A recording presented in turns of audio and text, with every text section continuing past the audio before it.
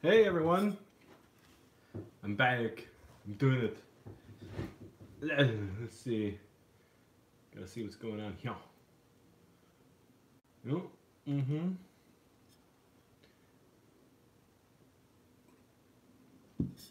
Hold on, just getting this set up here. Just me again, folks. Seems to be how it's gonna be.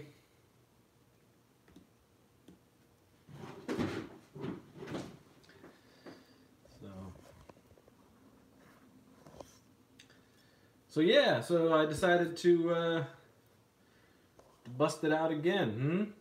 Do another live show. I had a really good time last time, so I figured we'd do it again. And so close to the holidays. I've got my, as always, my Frosty Pumpkin Mac Jack hard cider. It is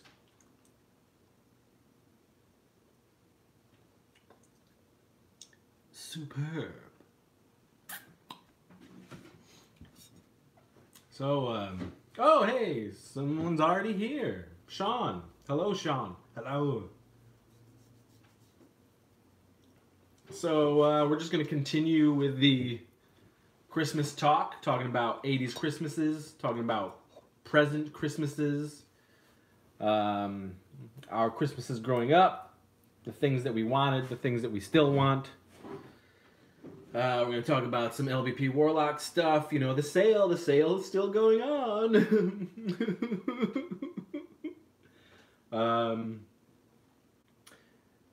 What else are we going to talk about? Anything you guys want to talk about. So hopefully some more people will pop in and start watching. Yeah.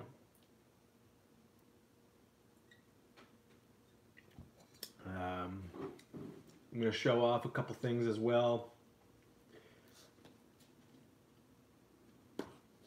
Because I did get a few early presents from some of the gang, some of the friends, some of the pals, some of the extended family, if you will, as I call them.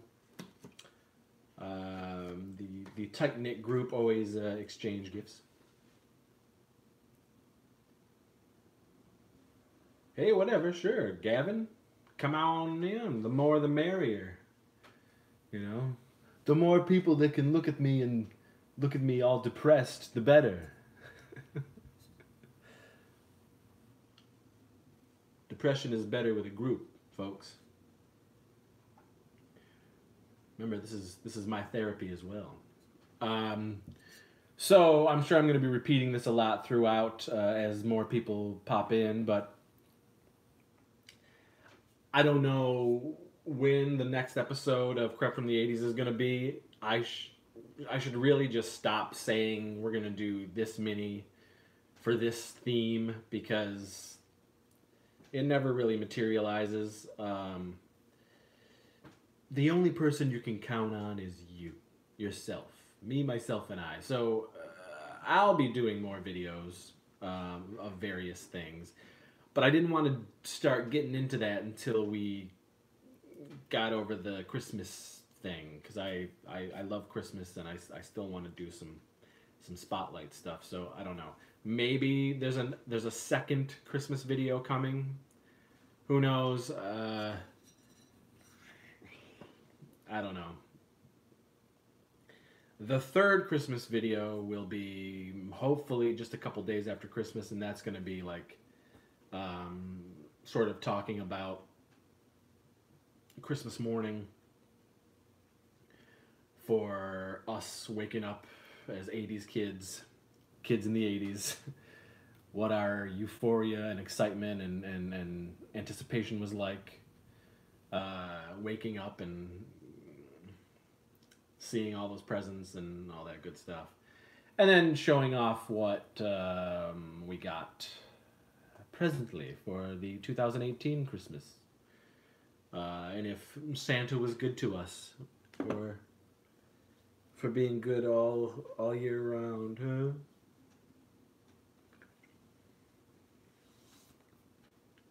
So, And I'm sure I'll mention it a couple times just to let people know. And of course, the people who were not able to join for this, I'm going to do this for probably 2.5 hours tonight. So hopefully, for all you folks that don't show up, you'll still watch the video and you know, you'll get some info, some tidbits, titnips. But yeah, this stuff, as I've said before, Mac Jack, Frosty Pumpkin,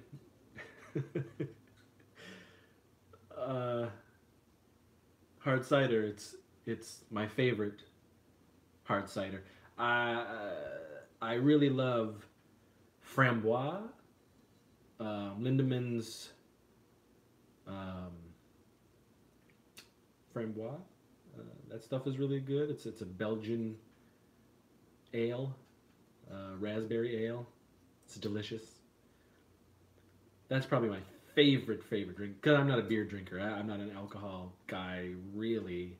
It's just the hard ciders that I enjoy, and I can't really do more than 2 at a time, if that. I go right to sleep. I'm sure this is gonna put me in a little lull as well, but goddamn, I've said this before, and I'll say it again. This is like drinking A Nightmare Before Christmas, because you get both the smell, the senses, the tastes of Halloween and Christmas together. It's my favorite drink, and it's only available in upstate New York, but not even Rochester. I have to go to Buffalo, or have the people who make it meet me at a designated area, so I can get the deliciousness. Rochester carries the other Mac Jacks, but not the Frosty Pumpkin. So I got to go in an hour just to get my sweet elixir. But does it put those nips rigid?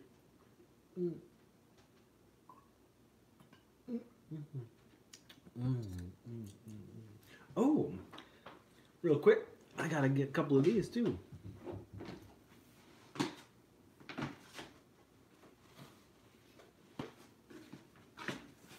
Forgot about these. These sort of go along with it, with what I'm going to be showing off, but not entirely. To an extent.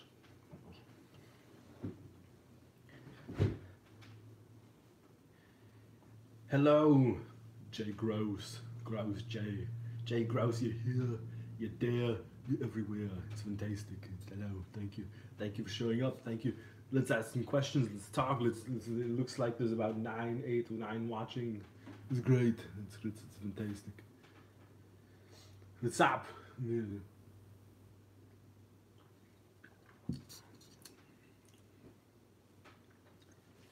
Yeah, but I got some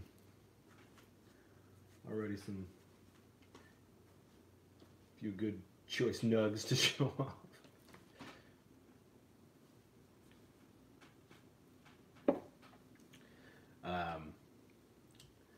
I'm the Christmas spirit has grown a little bit since the last live show. I am trying to push through some of the personal turmoil that is breaking down the flow. And there's some stuff that's changing with my wife as she's transitioning into something new, which, again, as I said, folks, the last, I would say, 5 months have been a real Odin taking a large, crispy dump all over the Sievage clan, and trying to pull our way out of everything. But, you know, 'tis the season. We just recently had our Christmas get-together, which was fun. I did enjoy it. It snowed on that day, which was fantastic. We had a good total of about 12 people all together in the house. As I call them, the extended family, the gang. Not everybody, of course, that is part of the group, but a good chunk. It was good. Jay Gross. Yeah, I mentioned the tasty beverage before, but yes, it's Mac Jack Frosty Pumpkin Hard Cider. It's my favorite. And yes, Sweet Shirt, my favorite band of all time. Oingo Boingo. Hey! What was that? Anyway. Hello, John. I see you. You have shown up. Hopefully some more peeps will get on up in here. But anyway, so Christmas spirit, it's slowly coming back. We got, right now we got about 2 weeks until Santa comes chugging down the chimney, as my grandpapa used to say. So I'm fighting, as it is my favorite holiday. I'm fighting to get that to be full on, full swing Christmas spirit, Christmas sievage, Santa sievage by the time December 24th rolls around. So we shall see.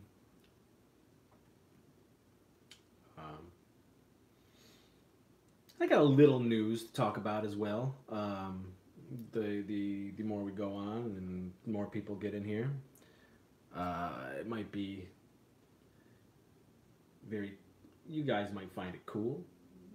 Little info, little movie info. Hello, Greg. Everything is happening, man. Look at this. This place is happening. It's just you guys and me once again. I don't know, man. People are busy. Lives, Lives outside of the sievage? But is there? Clearly there is. As I tend to do a lot of these alone.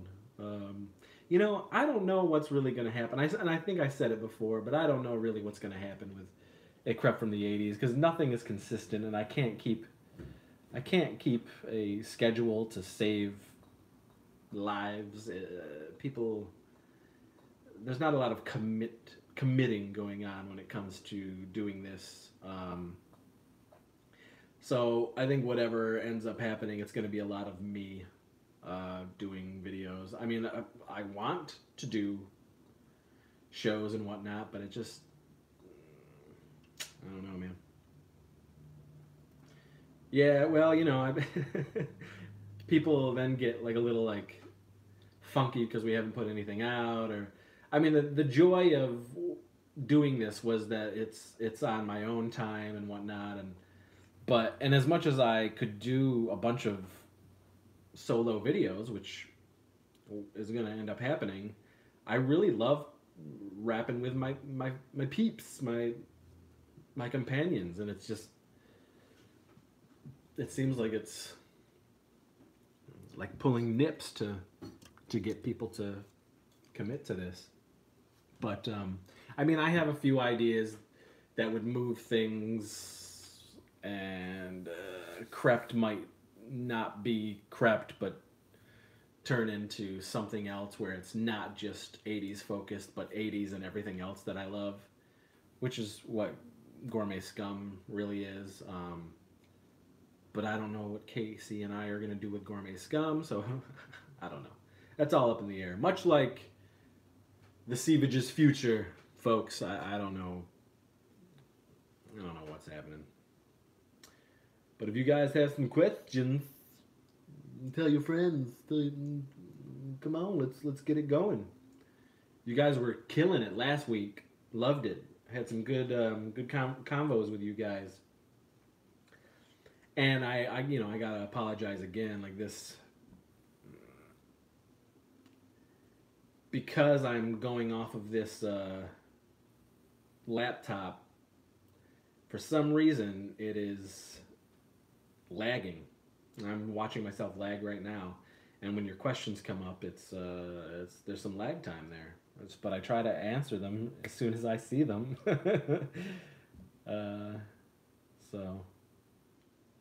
And we have great wireless. We have good internet. the 80s room is still occupied with everything else. we're shoving everything. We made room for all the Christmas stuff, and we moved everything up in the 80s room. And then, as I said in the last live show, I'm gonna mess around with upstairs and rearrange some things in that room. So yeah, there will be another episode up there at some point. Probably mid-January, end of January, something like that. We shall see.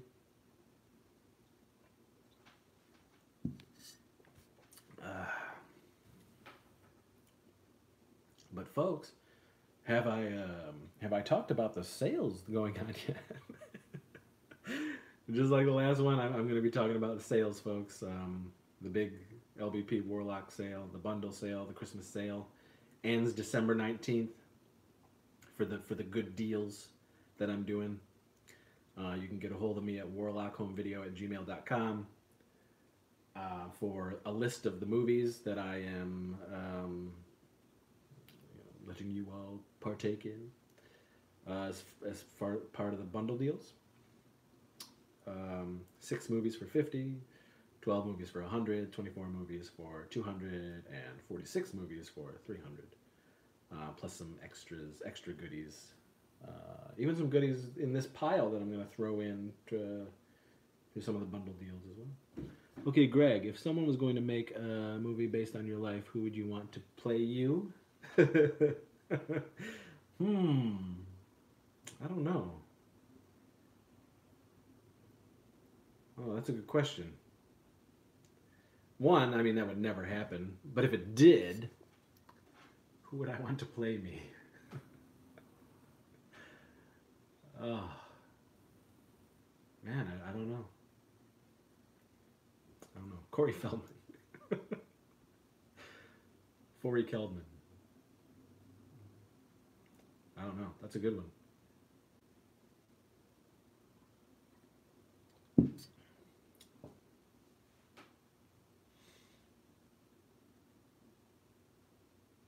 I think a lot of people would instantly go to like somebody like Jim Carrey just because of all the faces and weirdness. You know, if Jim Varney were still alive, I would love Jim Varney to play me. Jim Varney, folks, played Ernest P. Worrell. I love Ernest. Still to this day. Who would you guys want to play the Seepage?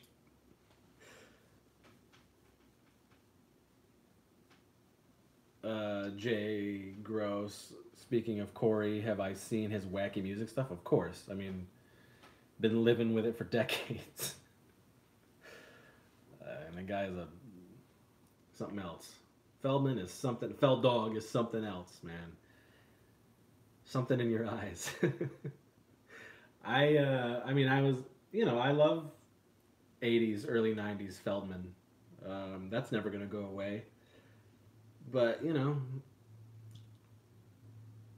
not to as an extreme extent as Michael Jackson, but, I mean, those two had weird lives, man. Weird child lives. And they were living in the fast lane. And Feldman has a lot of screw looses. But he's doing what he loves. He's trying to do what he loves.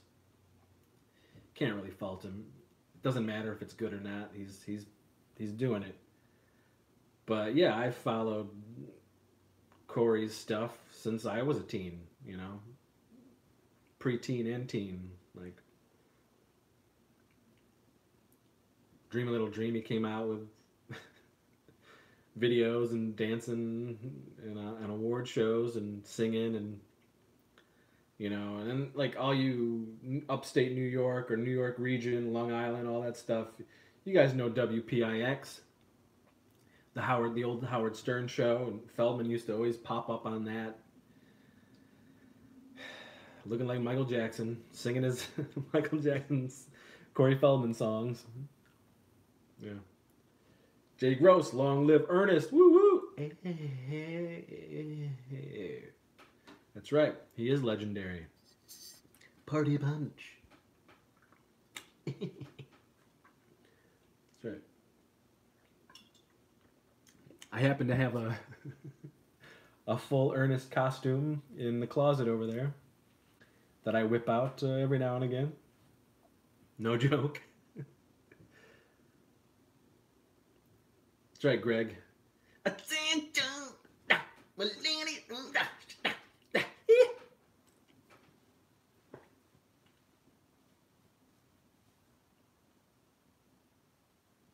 got to be careful as well. I don't want my son to.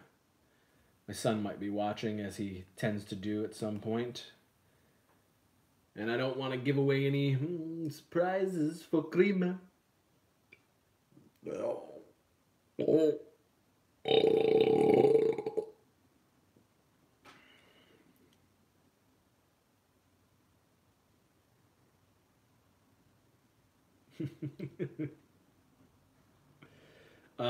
Sean, I have not watched Ernest Saves Christmas yet, but it is in my pile of movies.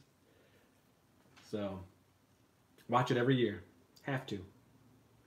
In fact,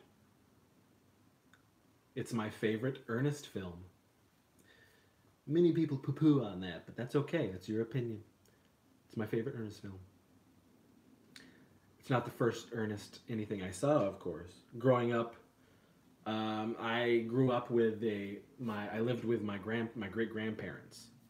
So my mom was very young when she had me, and basically my grandparents were like, "You 16? How? I'm gonna take your kid and raise him right." Well, raise him the best they could with this nut job, but so I lived in a house with old people most of my life growing up, and they watched particular shows, and so there were particular commercials that were always on in the early 80s, and a lot of those commercials were rural commercials with Ernest doing his commercial thing, you know, before 87 kicked in with Ernest Goes to Camp.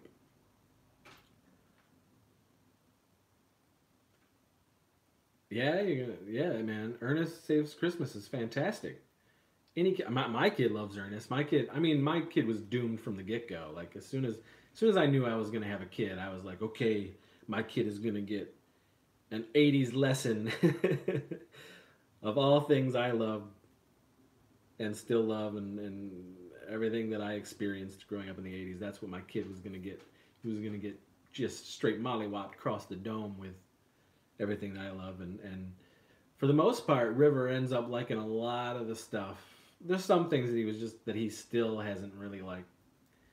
He's like, that's not for me, but that's okay. But he loves a lot of the '80s stuff, which is great, and he's gonna carry that on to when he's older, and that's gonna be his nostalgia as well, which is awesome. Greg, is there any movies that you would love to see a sequel to, not reboot, that never got one?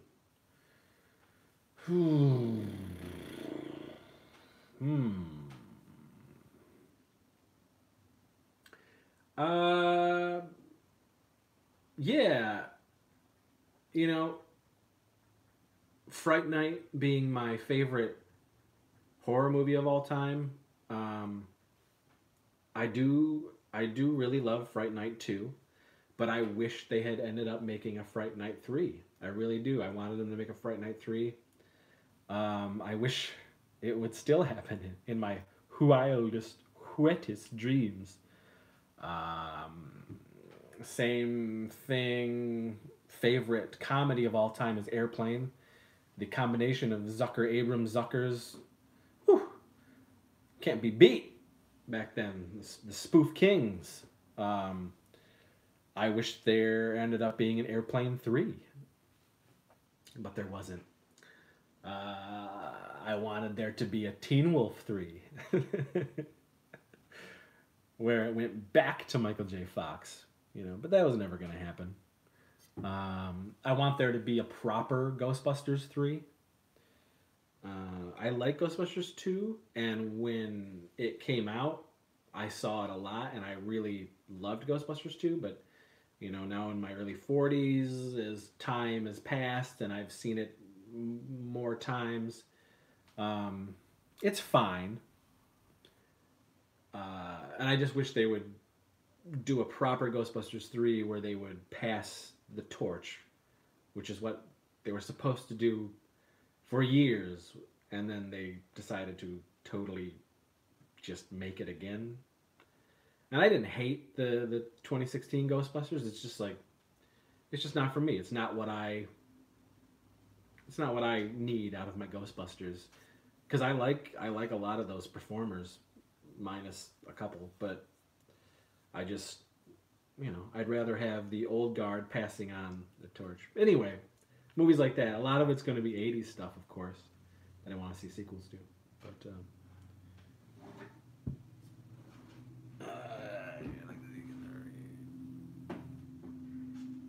Sean, or any you'd like to see get the recon sequel treatment like the Halloween flick. Yeah, they can do that with movies, with a bunch of movies. Any of those movies I said, where it's sort of a reintroduction but also a continuation, but, you know, revving the franchise.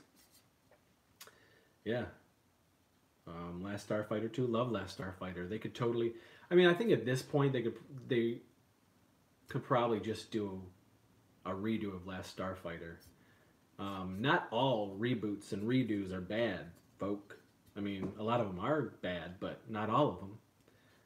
And I don't have an issue with all that stuff, because it doesn't diminish the original for me. I have the originals that I love, and I can always watch them anytime I want.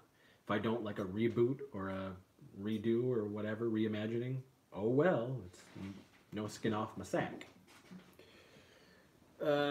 Speaking of The Last Starfighter, have you read Armada by Ernest Cline, Ready Player One? I have not, but I do enjoy Ready Player One, of course. I mean, that guy, he's just like all of us. I mean, he loves the 1980s. It was the best decade of all time. It just, hands down, it was. That's my opinion. Silo Legacy, I am drinking my Frosty Pumpkin Mac Jack. Hard cider, delicious.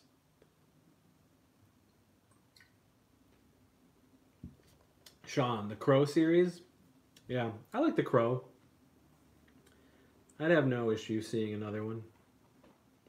I wasn't a fan of the sequels, but I enjoyed the Brandon Lee Crow.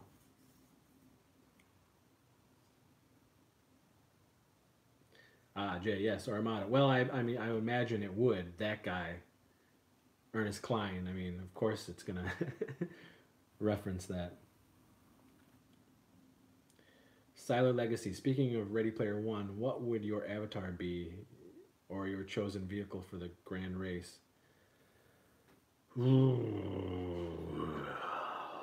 I mean, honestly, the DeLorean is badass. I mean, I love that movie. I could watch that movie any day of the week. Ready Player One. I thought it was fantastic. Of course. Being the 80s nerd that I am. But the DeLorean for sure. Kit, maybe. I'd rock Kit. That'd be fun. Or, you know, I love Mask so much. Mobile Armored Strike Command, Kenner. That I might do the Thunderhawk. Matt Tracker's Thunderhawk.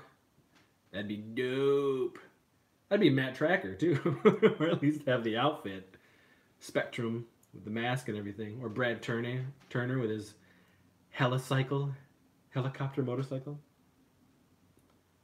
I did read the book, Jay, and I too love both.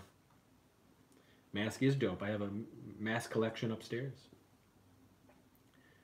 that I will once again show off after Christmas. I'm going to do a whole house tour again of all the geeky stuff in the house. My stuff, my wife's stuff, River's stuff.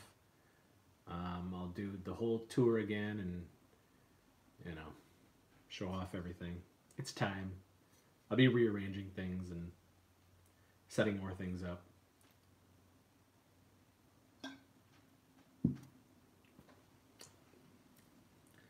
Mass Crusaders working overtime, fighting crime, fighting crime. That's right. Well, Jay, we got more stuff. It's. I think probably every year we should probably do a new house tour video. Because of Christmas and birthdays, we all end up getting new things, cooler things. So we've always got to redo stuff around here. Greg, yes, I have seen Kung Fury many times. Before it was on Netflix, it was on its own server by those guys. They put it up a lot. It was bootlegged a lot all over the place. And now they're making a feature, which I'm pretty excited about. A feature length of Kung Fury. That stuff is great. I mean, we lived it, man. We lived it. Siler. Yeah, I talked about the Christmas spirit a little bit. As I said, it's getting there. It's mid nip tickle. It's there's still some things that are kind of stressing me and have me on edge and wish they were taken care of and wish things were sort of laid to rest, if you will, on some subjects. But as I said, as December 24th gets closer, I think the spirit will rev up, and certainly the more snow we get, because snow really helps with the spirit of things. I mean, our house is Father Christmas has definitely jacked off all over our home. But I'd like him to jack off outside as well, because I really want to. It's part of the fun, seeing the snow fall and all the twinkling lights and everything, and the atmosphere, the instinct, as Eddie Murphy would say, from The Golden Child. It's a great movie.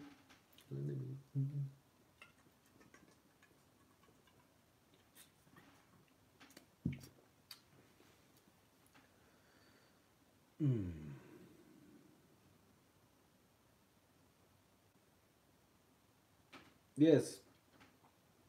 Sila, this is a Fright Night hat. You should watch the Fright Night video. We have a couple Fright Night videos on the channel. I show off my Fright Night collection because it is my favorite horror movie of all time. And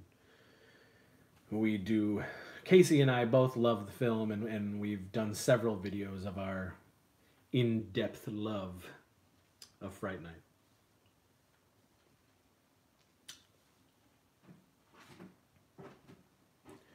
Is your Christmas spirit bubbling to the surface?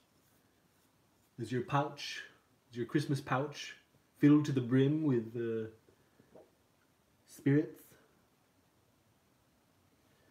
Siler, what did I think of the remake? I really like the remake of Fright Night.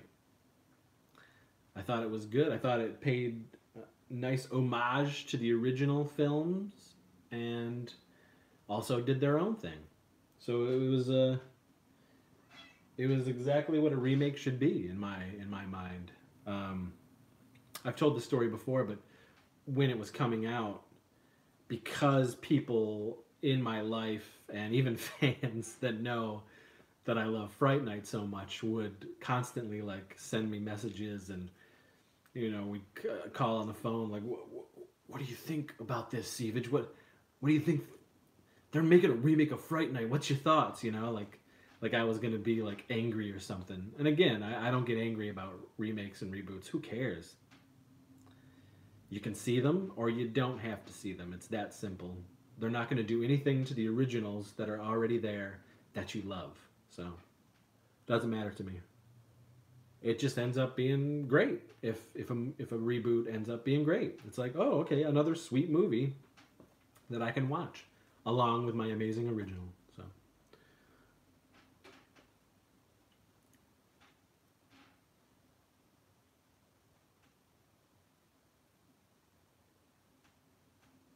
that's good, Silent Legacy. Yeah, man.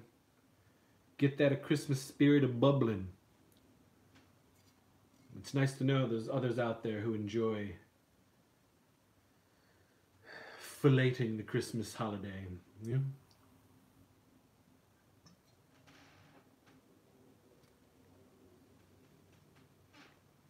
That's a good attitude to have, Silent Legacy, about remakes and reboots and all that.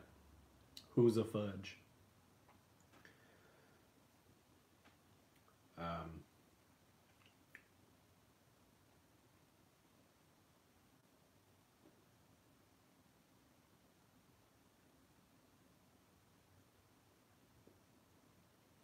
so yeah, so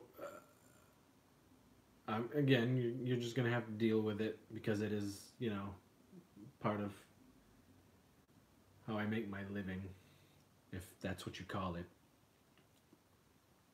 Folks, I don't make any money, but I am selling bundles of my films. warlockhomevideo@gmail.com. You can get the bundles up until December 19th. A large swath of my films that I've been making since 1991. There's some great deals, great bundles. 6 movies for $50, 12 movies for $100, 24 movies for $200, and 46 movies for $300, plus extras shipped. But I've been asked this a couple times throughout the years, having since put the Teen Ape character to bed. Many years ago, he was put to bed, but he keeps pulling me back in. But the original mask is in the hands of a fan. The original remake of that mask is also in the hands of a fan, but because I get asked it every now and again if I would ever consider selling replicas of the mask, I got a hold of our effects guy who put together the not original Teen Ape mask, but the mask made after that, to see how much he would charge me if I wanted to do a small run of Teen Ape masks for fans. And then I would, of course, put my, my price on it and then pay him through the pre-orders or whatnot. But so what I'm basically saying is, in a long-winded, terrible way, is there might be some limited Teen Ape from the original molds, from the original mold, Teen Ape masks for fans that we're going to make. Very limited number. I think only 5, maybe 6 at first, just to see how it does.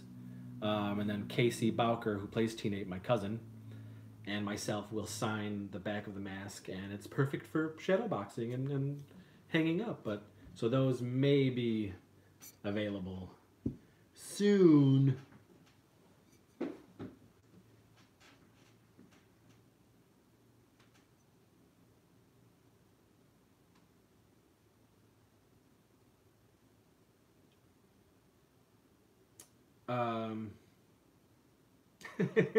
Sean, he still hasn't gotten back to me. I'm waiting for it. I did send him another message. He asked if the effects guy did get back to me. He did get back to me, but now I'm waiting as far as like price, what he would charge me, and then what I would ultimately have to charge in order for it to benefit myself and the my effects man. Whoa, whoa, whoa! Saying I can buy a Teen mask that truly is a Christmas miracle. Yeah, I'm interested. Go on. I tell my firstborn for a Teen mask. Well, we'll see. You know, as soon as he gets back to me and he gives me a number, I'll be able to figure it out, and we can go from there. And hopefully, I'll have at least 6 pre-orders up for 6 authentic Teen Ape replica masks. So we shall see. We shall see. You know I'm going to, as soon as I find out, I'll put it up everywhere so everybody knows. I mean, it would have been great if we would have come to all this earlier. It certainly would have helped me out with Christmas and the big surprise that I'm planning for my wifey. So... What? What? Cats are hungry. I laugh as they starve. Fat cats, they ain't starving, folks, believe me. They're good to go.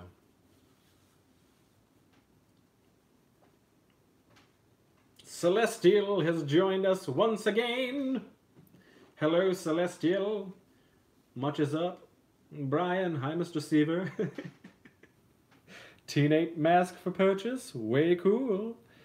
Yes, Brian. Come now. You don't call me Mr. Seaver. It's Mr. Seavage. Anyway. But yes, possible Teen Ape masks for sale. Like I said, only 6 to begin with, just to see how it goes. I don't know. Maybe. It may end up being a success, and we can actually have some at the Horror Hound convention that we're going to be selling at in March. We shall see.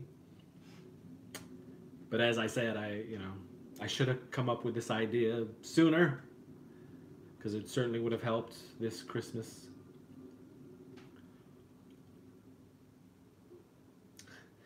And with all the other crap that's going on. Aha!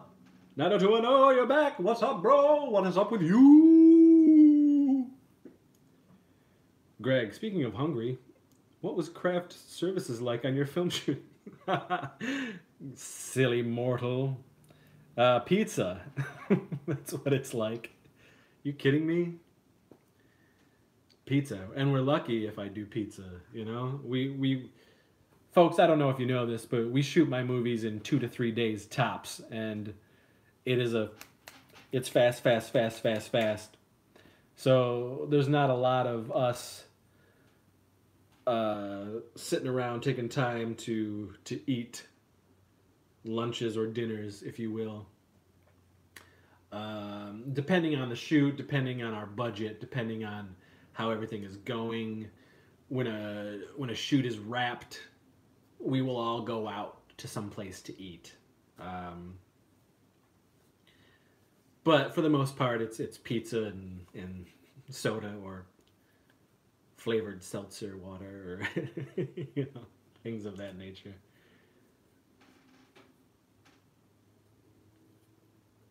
Celestial, yes. As I said, we're hoping. I'm waiting to find out from the effects guy if we're going to be able to do a limited run of Teen Ape masks from the replica, from the mold, the original mold. I'm not sure yet. But again, I will let everyone know if and when we do that. The Filthy McNasty Demons. Listen, guys, truth be told, the Filthy McNasty Demons, those are, you can get those at any makeup shop or costume shop around Halloween time. Those are just I can't remember the name of the company, but anytime we did those Filthy McNasty movies, we would just go and we'd buy 3 or 4 of them, so we had them.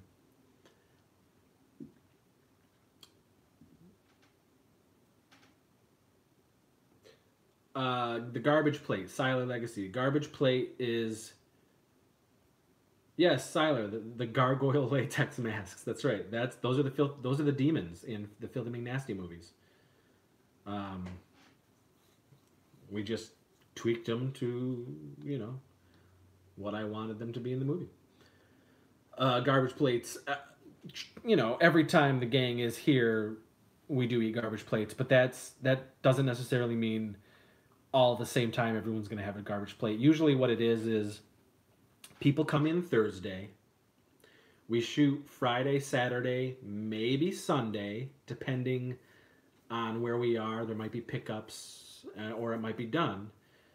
And then people leave Monday. So Thursday to Monday. So somewhere in there, we do gorge down on the Rochester, New York garbage plate. So, but it's not everybody, and it's not all the time.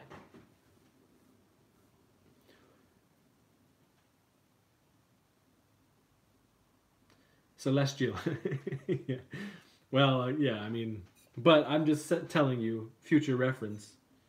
You might even be able to find them on Amazon if you look up gargoyle latex mask, or, you know, maybe eBay. But those are the Filthy McNasty masks. We don't save them. I mean, I guess, like, we did sell the original Filthy McNasty mask for Phil the Demon and for D'Artagnan the Demon when we made those movies. But, you know, the last Filthy McNasty movie was made in 2010. There's not going to be any more Filthy McNasty movies.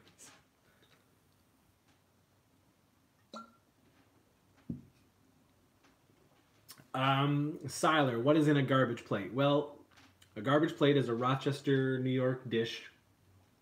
It was concocted at this place called Nick Tahoe's. And for me, the original place, Nick Tahoe's, is my least favorite garbage plate. I didn't like it at all. There's garbage plates all around, garbage plate places that offer garbage plates all around Rochester that are way better. But, so it's basically 2 cheeseburgers thrown on top of mac salad and home fries, or fries. And then on top of that is mustard, ketchup, and onions, and then a spicy, thick meat sauce that is poured all over it, and that is the garbage plate. And you can do either hamburgers, hot dogs, or chicken fingers. Some places even offer, like, fish fries on top of it, or fried, you know, shrimp, or grilled cheese sandwiches. But it's just a mishmash of garbage. Can you get a vegetarian? I don't know. There might be a veggie burger plate. I'm not sure.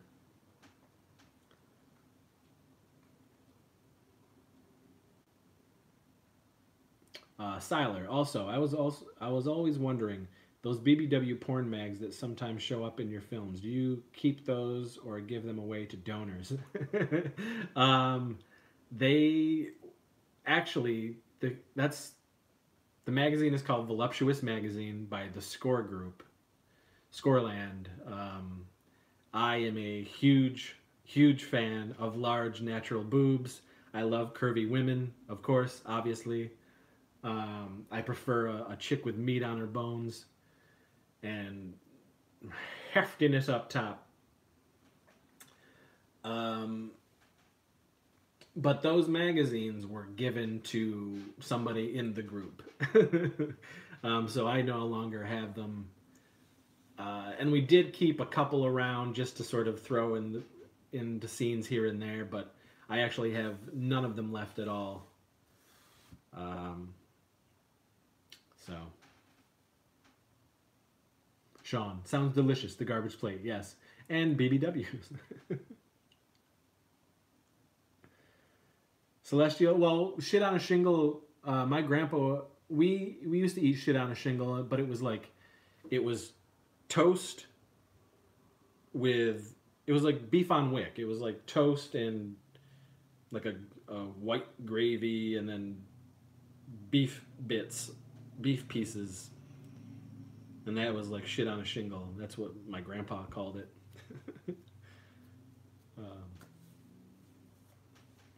But that definitely is not the garbage plate. Greg, have we considered creating a stoink plate? No. Definitely, there's part of the group, a few of us will experiment with other things every time we get a garbage plate. One of the members, Andrew Baltus, he loves. I mean, we all love mac and cheese, but he threw mac and cheese in there as well, and just made this mess, this beastly concoction. People will do whatever they want. It's their food. You can also add hot baked beans to the whole mix as well, and that just really slops it up. Some places call it the sloppy plate, the garbage plate, or the trash plate. But if you were to come to Rochester, New York, that is definitely one thing you should try before you leave this burg.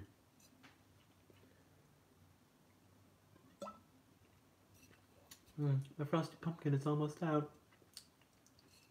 For shame.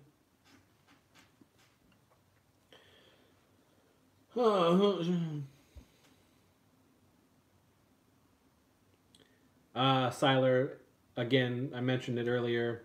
Pizza, usually, when we're filming, because it's fast, it's easy, it's relatively cheap. We just grab pizza. Every now and again, maybe not early on, but I don't know, we haven't shot a movie in over 2 years, but I would say the last 5 movie shoots, we've actually also tried to make sandwiches and things like that and have them ready for people. There's usually always bottled water on the set for everybody to just grab. But the go-to food during shooting is pizza, and then when we do the wrap party, if you will, which we never really call it that, but when we're done, we go to this place here called Monty Albans. Monty Alban. It's a Mexican restaurant that is delicious, and everybody has come to love it. Or we do this place called Sticky Lips, which is a barbecue joint, which everyone loves as well. Most everyone. Those 2 places.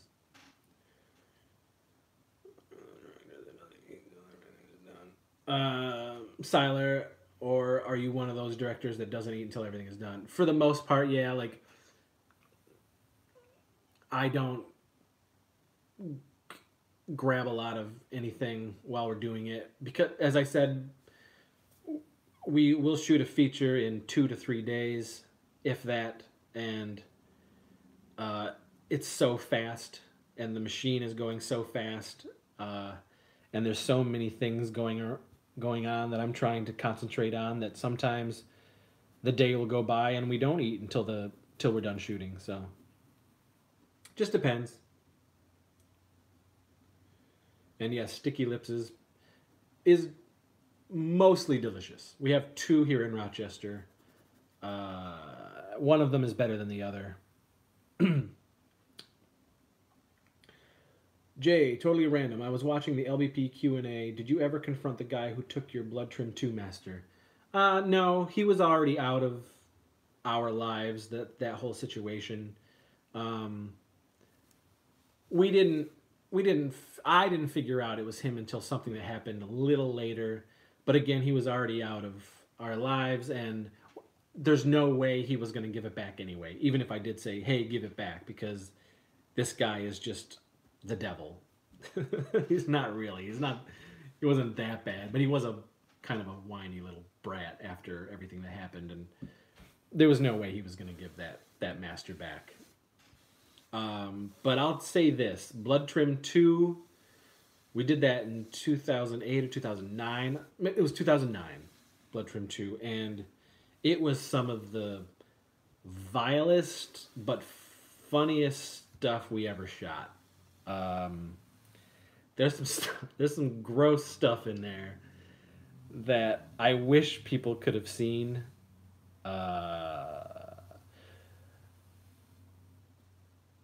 And unfortunately, I only have one of the raw footage tapes from that shoot. And unfortunately, some of the best stuff that we shot is gone. It's not on that second tape. Oh well, it's basically 10 years ago. I don't think about it. Siler, there's this place here called Pluckers that does ungodly delicious chicken wing strips. That's my usual go-to when I finish a project. That's cool. Sounds good. Man, I love chicken and waffles. You guys like chicken and waffles? That's a big thing for me. I love that chicken and waffles. Yes, I mean, lots of people would love to see what's left of Blood Trim 2. Oh well. Sean, I assume you're saying yup to chicken and waffles? Yeah, I love chicken and waffles. We don't have a really great place here for chicken and waffles. There's a couple places that try to do it, but I've eaten at Roscoe's Chicken and Waffles, which is fucking amazing out in LA. But there's this place in Michigan. I can't remember the name, but Josh took me to it, and it was the best chicken and waffles I've ever had in my life. I don't know what was in that stuff, the way it was prepared.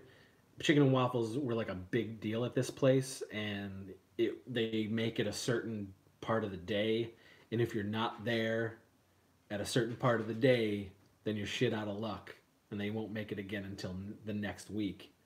So there's like a line of people that usually get in there, but Josh knows the no. He got us there, and we had the chicken and waffles. And after I was done with this plate of chicken and waffles, I wanted more. I immediately wanted more. But they limit it. But the next time I go back to Michigan, I'm going to this place, and I will document it so that I remember it. But, whew!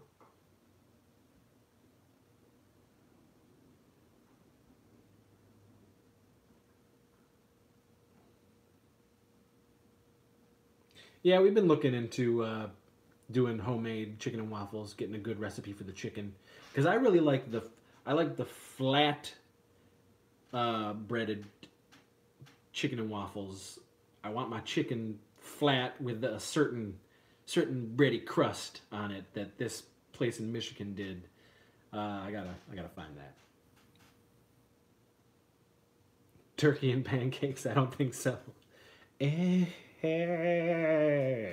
I love both things, but I don't know if I would love them together. Man, all this talk about chicken waffles. I want some chicken waffle. Ha! Get that. Make my dick rigid.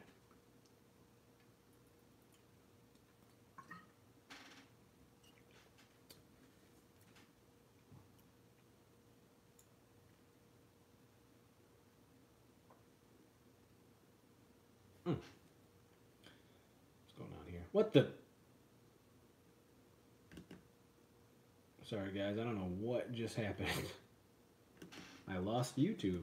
I don't know what the fudge is going on here.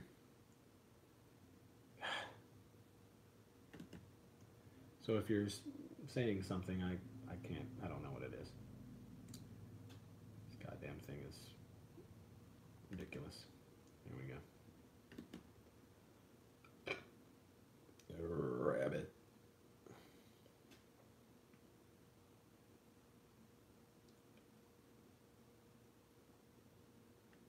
Getting there, guys. I'm trying to... I'm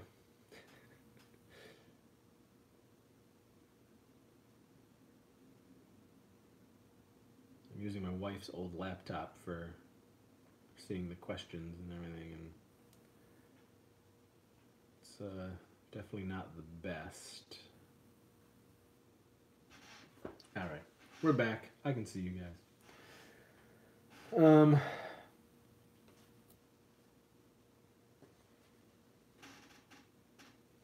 Sean, am I looking forward to the new Rambo? Hell yes, I'm looking forward to the new Rambo. Hell yes. I love the Rambo films.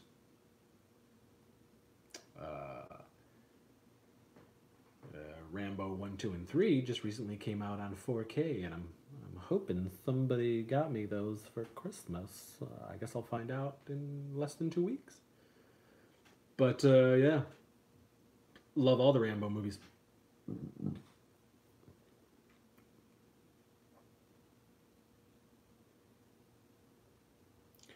Greg, have you ever had any happy accidents while filming that you ended up keeping in the movie?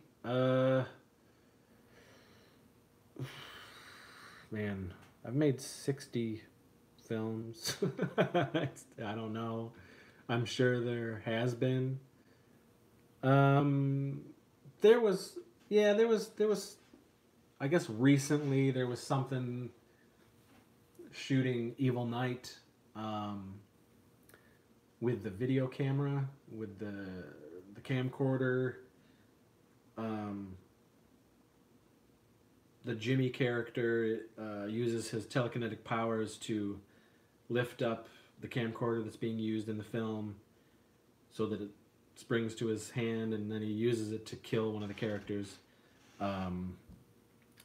It was one take, but we were totally prepared to do several takes because we didn't think that it would look natural but still forceful going up into Josh's hand. So it was me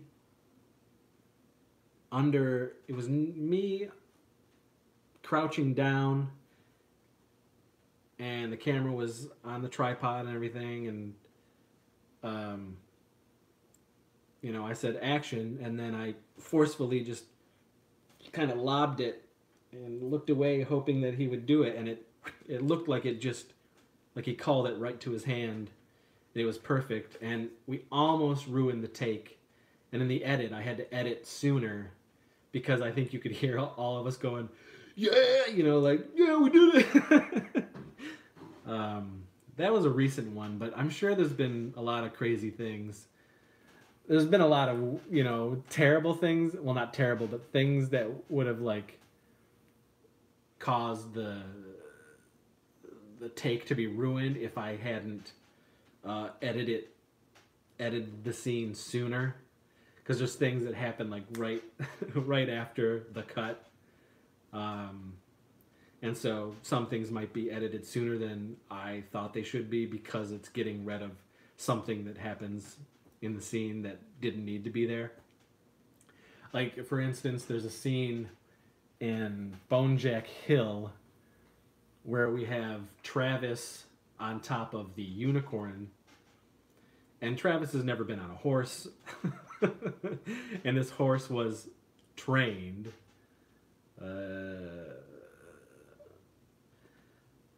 And so Travis says his line, and then immediately after Travis says his line, the horse just takes off.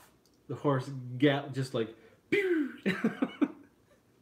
And Travis is on top of this horse, and he's screaming. And so it's cut right before the horse just whips. And if there was bloopers and whatnot, we should have threw that in as an extra, but we didn't. But that's a funny scene. Siler Legacy. Hey Chris, I was wondering, how do you pick the songs for your movies? Do you also get people to make original scores? A lot of the times it's when I'm trying to come up with a movie, a scene, the plot or whatever. I listen to a lot of music, or music will pop in my head that will inspire a scene that I think would be cool or funny. And then I write it down, and I write down the song that I'm thinking of. And, lots of times we can't use those songs because they're, copyright. We can't do it. But because of my love of ska music for so long in the early 90s,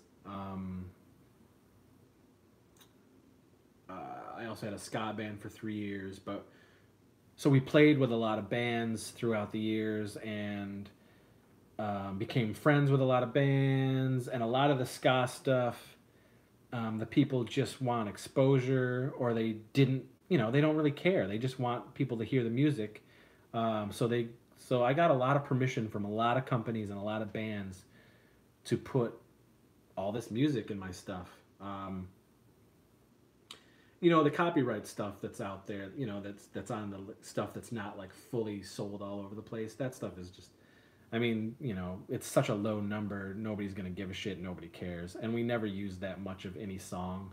We haven't done it in a long time, but it's never an issue. I mean, I'm not lying. We don't make any money off this crap. It's just mostly a labor of hard love, love-hate relationship with making movies and whatnot.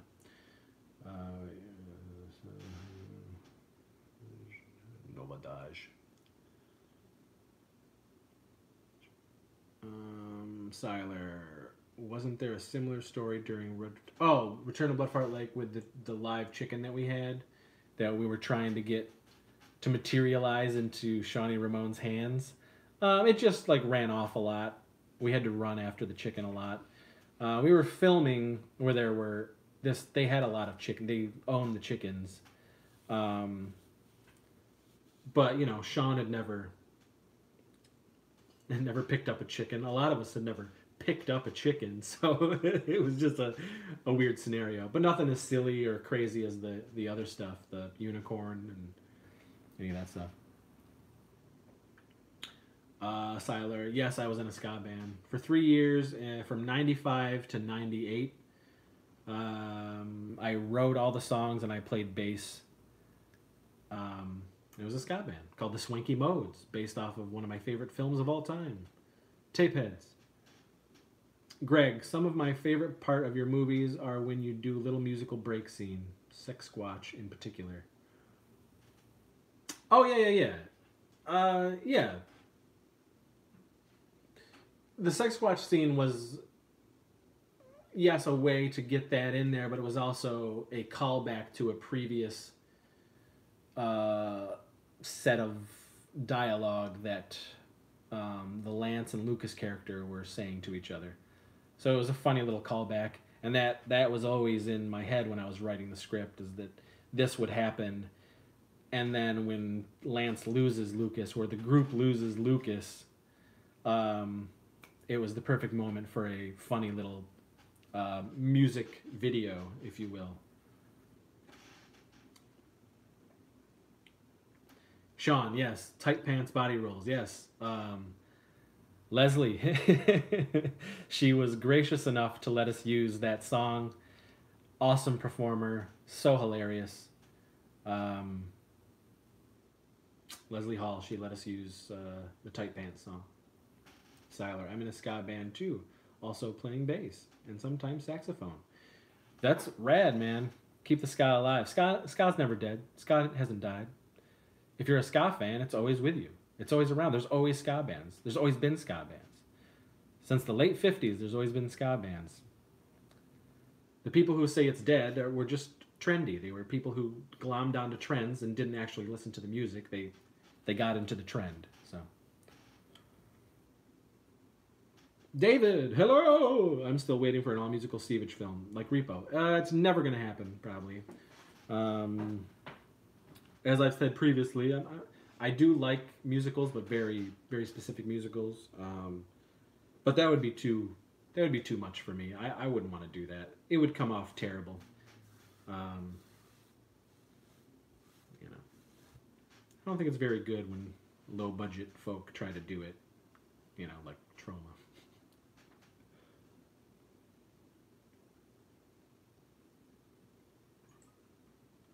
Well, Siler, again, I mean, you can say it's dead, but it's not dead. But yes, I get what you mean. 'Twill be forever, like any musical genre.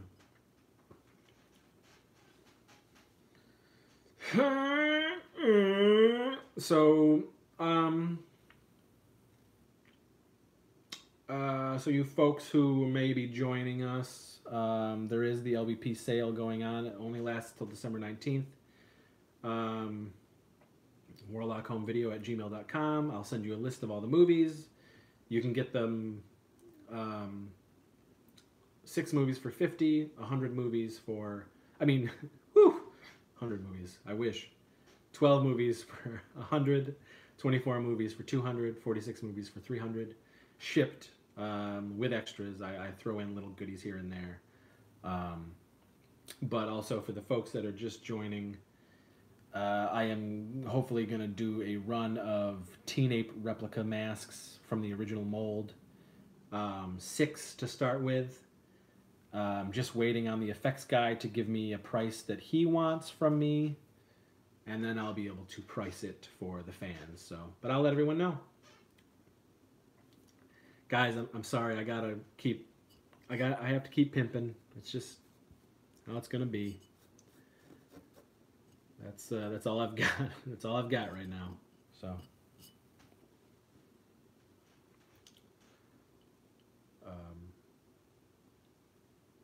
Oh, and I want to thank the people who there. I had some actual like emails sent to me that were awesome, and they were, asking if I was closer to the big surprise for my wife.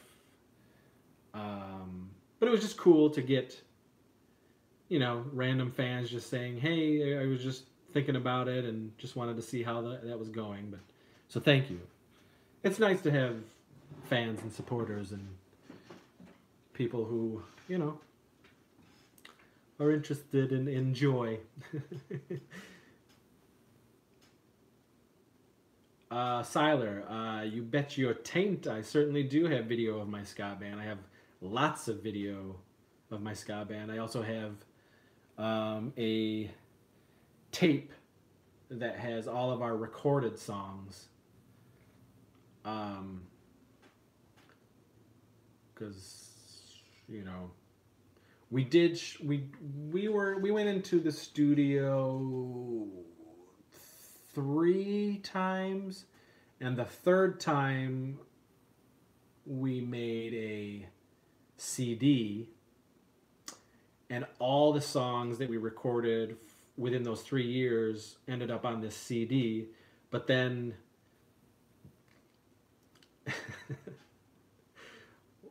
one of the temp singers we had, because we had 2 girl singers, and when our original girl singers took a break, I had to get some temp girl singers, and these temp girl singers were at the tail end of when I was shutting the band down, and they were terrible. They were terrible. But they ended up singing on one of the songs on the CD. So this master CD ended up, I can't even remember how it ended up in the hands of one of the temp girls, and I had to say, okay, you guys were good, thank you, because the other girls were coming back. And she got all pissy and bitchy about it, and never talked to me again, and ended up keeping that master CD of all the songs. But I had a tape of all of our songs, so that's the only thing I have left recorded other than VHS tapes of our band.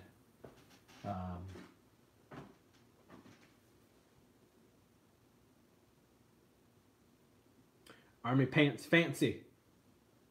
You think there's any chance at all that in Guardians of the Galaxy, when Star-Lord is mentioning all the badasses from Earth, he mentions John Stamos could have been a reference to you at all? Not at all. Nope. But, John Stamos is one of the princes of the universe. So, kudos to Mr. Stamos, who does know of the LBP connection from back in the day. He does know. Siler Legacy, would you be opposed to me asking how much for a CD of the tape? Again, we don't... I wouldn't even know how to do that. I mean, I know there's machines. There's like those those vinyl machines where they can record from a tape, from a vinyl onto a CD. Maybe that could be a thing. I don't know, man.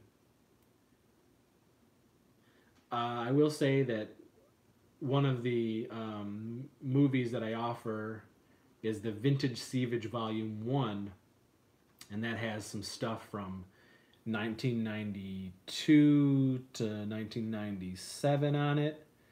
And some of the extras on that disc are my band, the Swinky Modes, at a few different concerts.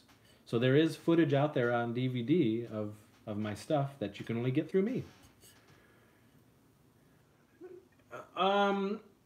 Greg, were your ska songs all based on horror movies, or did they explore a wide range of subjects?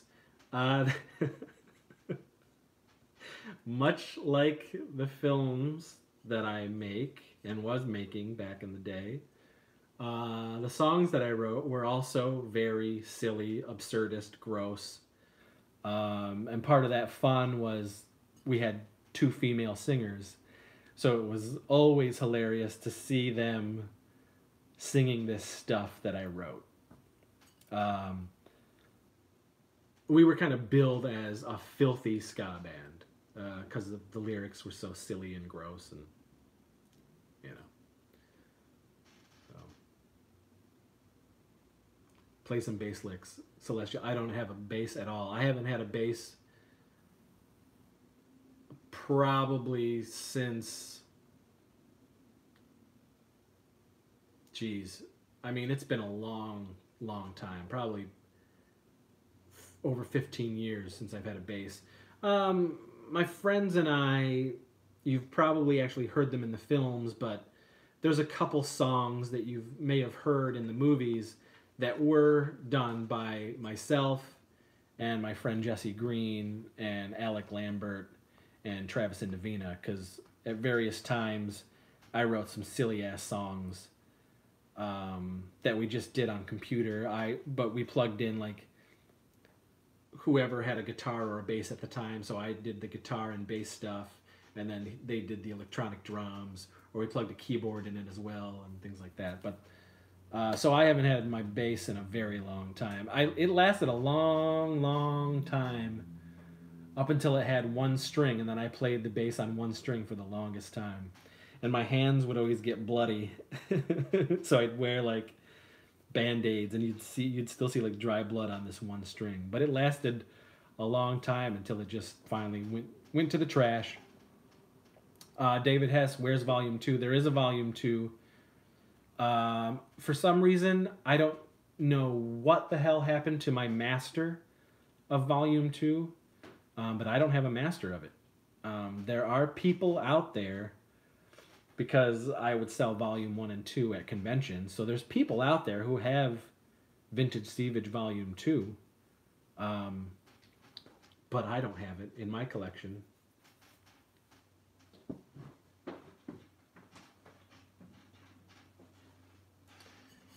Siler, we should gift him the Rebel bass, the one where the Falcon is the body of the guitar. Man, I would love that. I've seen those Falcon guitars and basses. Yeah. They look rad. Hold on. I gotta feed my cats real quick, because looks like they're about to eat each other.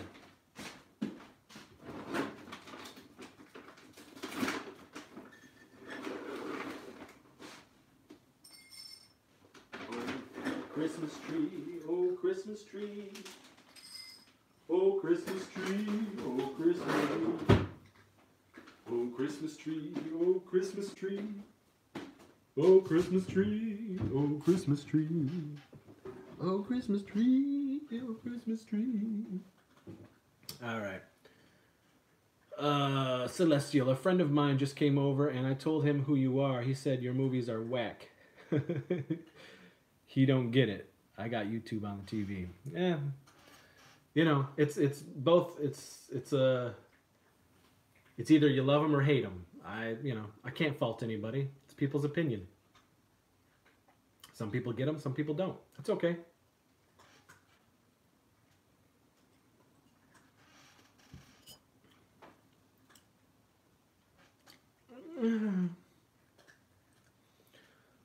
So let me do a little bit of show this off. These aren't really like, I'm just going to sporadically show some of the stuff. As I mentioned before, I did get the core group of the buddies, my friends, my extended family, the people I make movies with, my dear loved friends. We exchange gifts every Christmas and birthday. Try to anyway. And some of them I was able to exchange with early, but these aren't that. This is my wife got me these during the end of the summer because she knows that because my mom ended up when I was growing up, my mom ended up taking my original soundtrack of Nightmare on Elm Street 4 when it came out in '88. And I haven't seen it since. So my wife was like, you know what, I'm gonna hook you up. So she ended up getting me the Nightmare on Elm Street 4, the original vinyl, and the soundtrack on cassette composed by Craig Safan or Safin or whatever, and it's still in its shrink wrap. But yeah, Nightmare on Elm Street 4 is my favorite Nightmare on Elm Street film. But that was cool of my wifey. I don't know if I ever showed that off on any of the previous videos or at all. David, Chris, favorite Baldwin and their best movie. Alec is the only one I care to acknowledge ever. And honestly, I love Alec in Beetlejuice. But for the most part, I love him in 30 Rock. Any of the weird offbeat comedy stuff that he does. I'm not a big fan of dramas or anything like that. So I don't watch a lot of movies like that, which he has done a lot of. So, you know, I'm always going to go to Beetlejuice and 30 Rock. Silent Legacy. My friends say the same. I don't understand how you cannot love the Sievage. You know, I understand. I understand how you cannot love the Sievage. I get it. It's not for everybody. People's tastes, people's opinions. It's okay. You know, just don't judge the person and the work by the person. You know, I don't necessarily really at all believe in most anything that has been written for characters or you know the motivations or some of the lines, some of the things that I come up with. It's all just comedy and shock and stupidity. It's nothing that I actually ever truly believe in. So I am definitely not my movies, other than the absurdist comedy stuff, because I love stupid, weird, smart, stupid, goofy comedy like that. But some of the gross stuff, that's, you know, it's not my cup of tea. But I just write it because I know it's just ridiculous. It's out there, it's outlandish, and, you know. That stuff doesn't happen as much, though. Certainly the past, I would say, decade of making movies.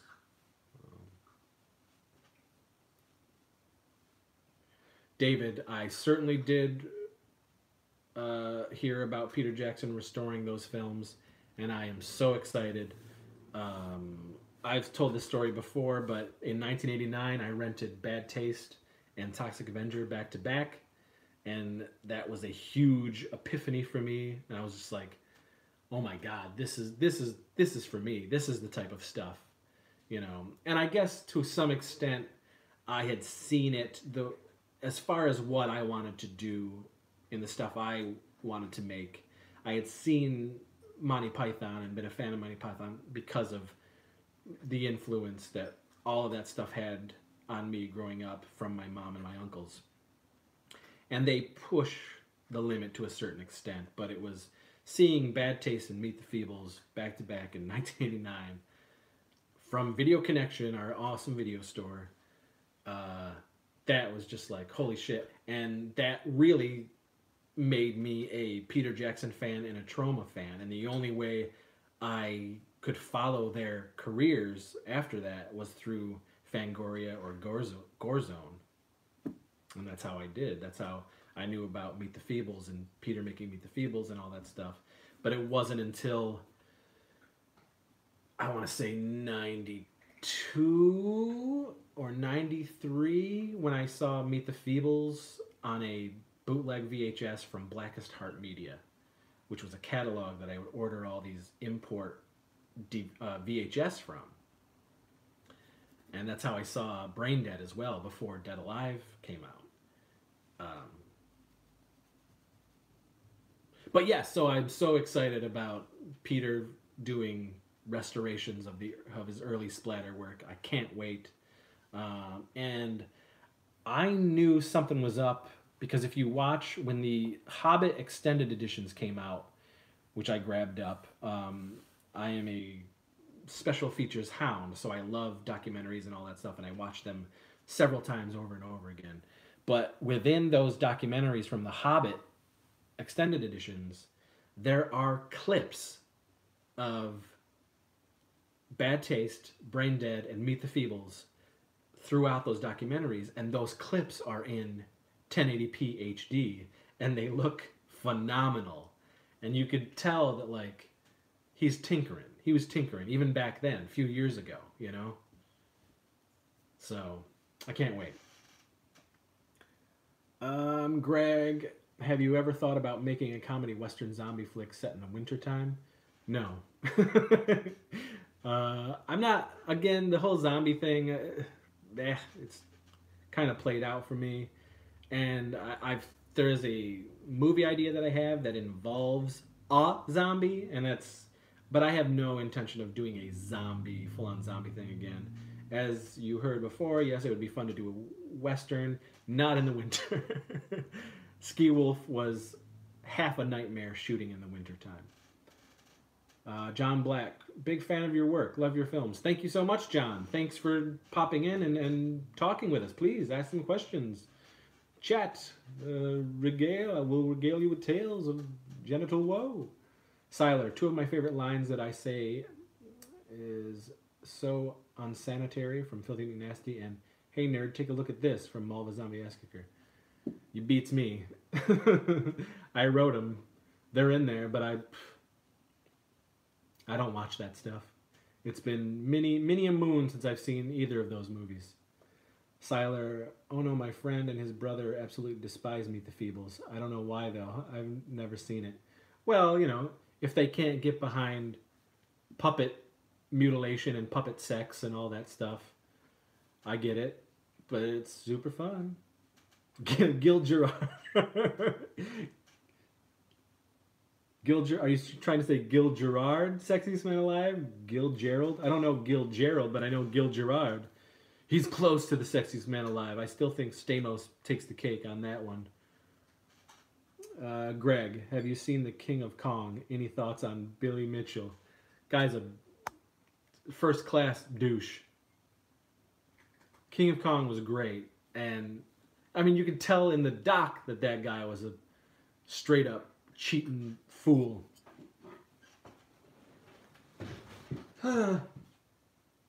The urinal is calling my name. I'll be back, toot sweet. Sing amongst yourselves, or listen really hard to my urine spray.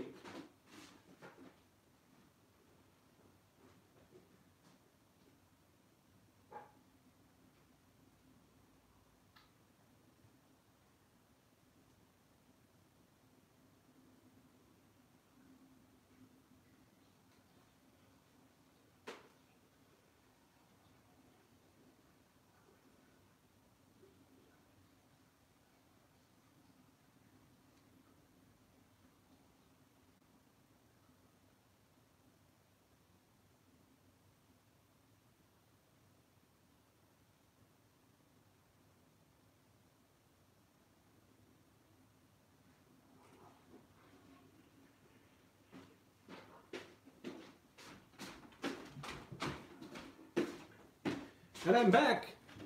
Hopefully you heard the golden spray. I believe so. I believe they did ban him. I think he's banned from life. Billy Mitchell. I mean, that guy, ridiculous. Fucking bolo tie. Anyway. Let's get into another little present that I got. It was an accidental thing. See, because most of the gang live around the country, so they send presents in. Um, because we also had presents coming in that would say Chris Seaver that I had gotten for either my wife or River, um, I just ripped it open and saw this inside, which was on my it's been on my wish list forever. But this was from Josh Swire, who you LVP fans will know. And we always get each other like 2 gifts. So his second one did come, but my wife was like, that's from Josh to you. And I was like, oh no. So one of them I opened, but yay, that's another thing that I got recently. From good old Josh. I love Wishmaster. The sequels, not so much, but I had to have that Blu-ray. Greg, do you have any favorite documentaries? Trekkies is pretty interesting. While I'm not a giant Star Trek fan, I do like the Trekkie documentaries.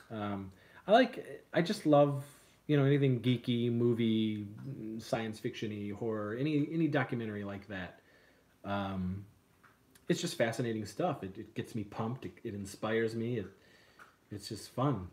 So documentaries, I love. I love all the Lord of the Rings documentaries because they're so vast and huge. I love the Never Sleep Again documentary for the Nightmare series. I love the Fright Night documentary, which is fantastic. The More Brains documentary is great. I really the Aliens on the Alien Quadrilogy set. Those documentaries are mind blowing, so fascinating. And again, I've watched all of these docs probably 3 or 4 times through each. There's a whole shit ton. As I said before, I'm not a fan of Rob Zombie's movies, but I love his documentaries and I love how long they are. I love any documentary that Guillermo del Toro makes of his films because they're long and juicy, and he's a master filmmaker. David, Chris, I'm watching Taint Light tonight before bed. Tell me a good story about making the film. David, my man, there is no good story about making Taint Light. The good story was, we shot the Trauma movie and Taint Light back to back. So it was a total of 8 days of shooting these 2 movies. It was a nightmare. And Taint Light, I remember, because it was right after shooting the Teen Ape Trauma movie, which was the worst experience I've ever had making a movie. Taint Light was kind of like we barely remember it. I think we were all so numb. And I don't know. I hate the movie. Greg, Leo DeChamp. That's right, Leo DeChamp. Michael, Muppet Family Christmas is the best with the Jim Henson universe fully represented. I totally agree. I've talked about this before in live videos. The Muppet Family Christmas is amazing. It brings a tear to my eye. Loved it then. I love it now. Just recently watched it again this year. To have all of his creations, well, not all, but you know what I mean. The big creations, Fraggle Rock, Sesame Street, the Muppets, all together. His stuff, my God. Jay, I did see Ghost Heads. It was okay. I own the Firefly fan documentary. I am a brown coat. Army Pants Fancy. Great time of the year for Emmett Otters. We just watched Emmett Otters last night. Army Pants Fancy. My wife didn't like it. I think you had to be there.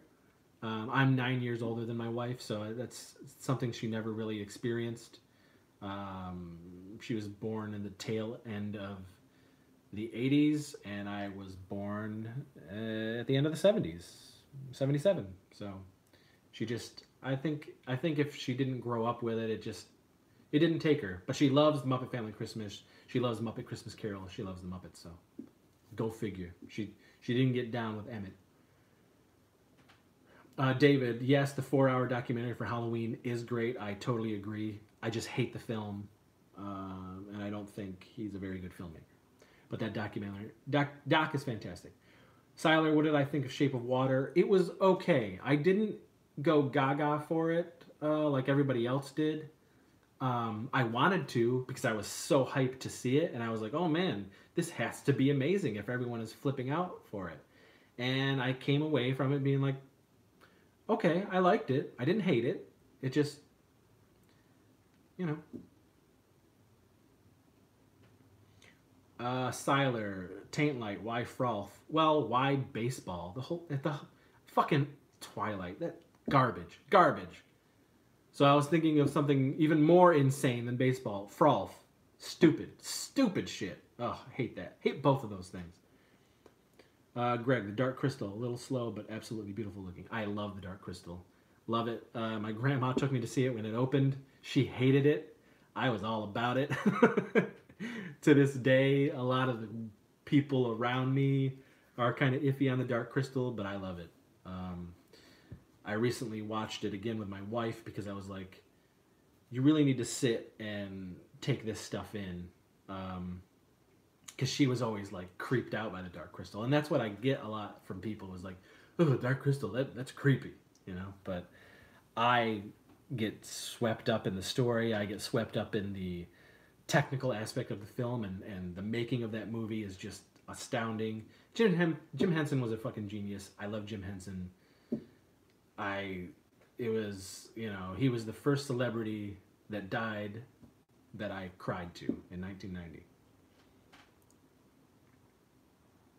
Yes, at the end of that, Jim Henson washing dishes, asking the others to help him. I don't think he regretted a single thing. That man was magic, Michael. Pure magic. I'm down to my last swig on the old Mac Jack Frosty Pumpkin.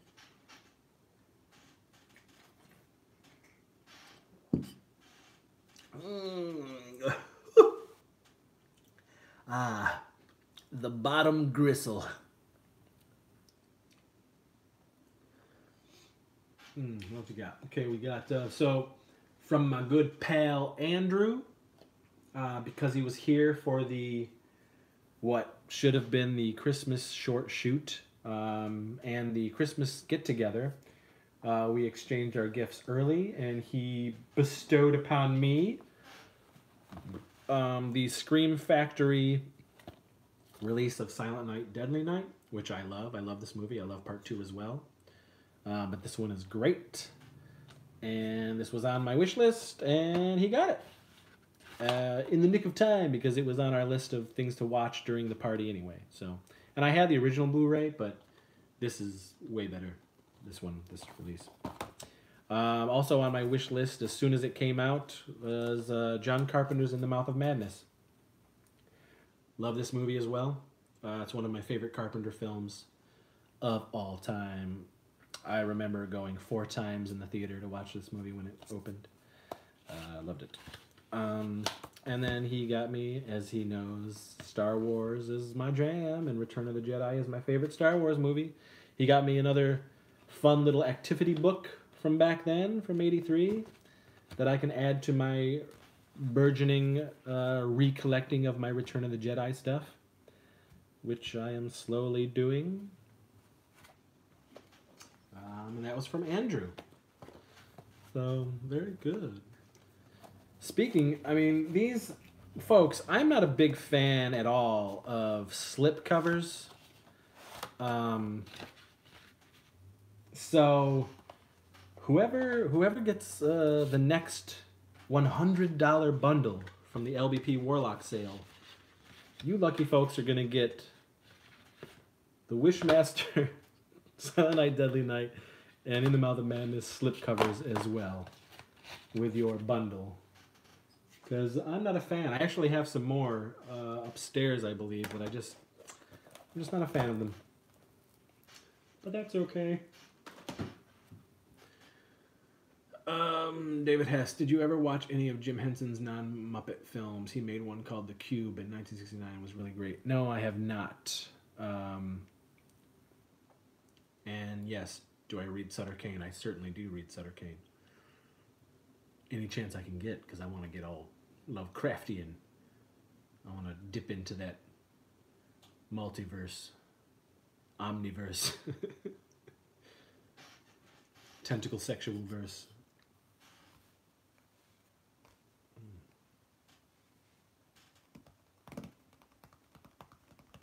Also, you know, guys, I'm not above, you know, while I certainly need money for the issue that the pickle that I'm in, and the Christmas, and trying to get what's left for my wife for the surprise, I'm not above, you know, trading. If you happen to have Return of the Jedi complete toys, loose or in box, you want to trade for LBP movies and bundles, I'd do that too. As I said, I'm trying to recollect the Return of the Jedi stuff that I had growing up. I've got, you know, ridiculous wish lists that are out there. Anyone else? Anyone else want to comment? Anyone else want to comment? Anyone else? Come on!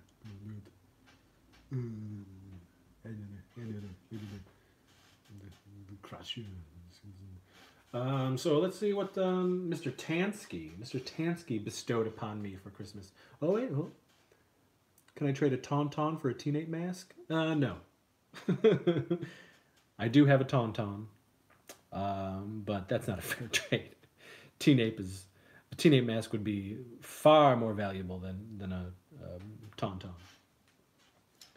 Mr. Tansky bestowed upon me some Christmas gifts as well.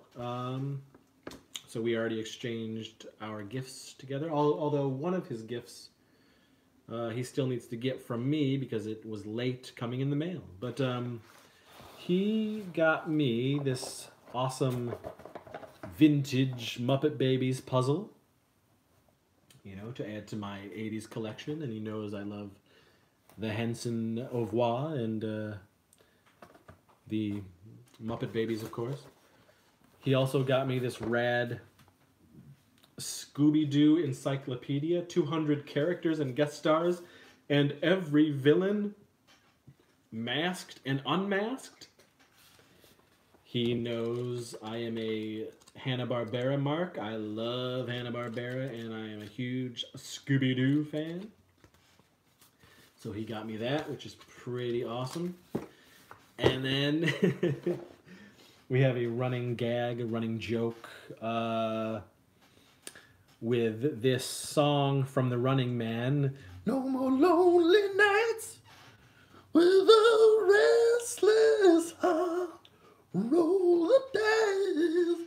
From the end of the film, we randomly kind of like pop it in conversations here and there, or like I'll just text "No more lonely nights," things like that. Fun joke. So he gifted me this magical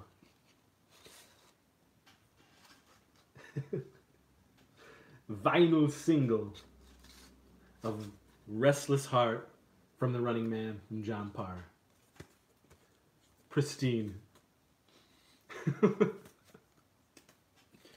to my collection. So.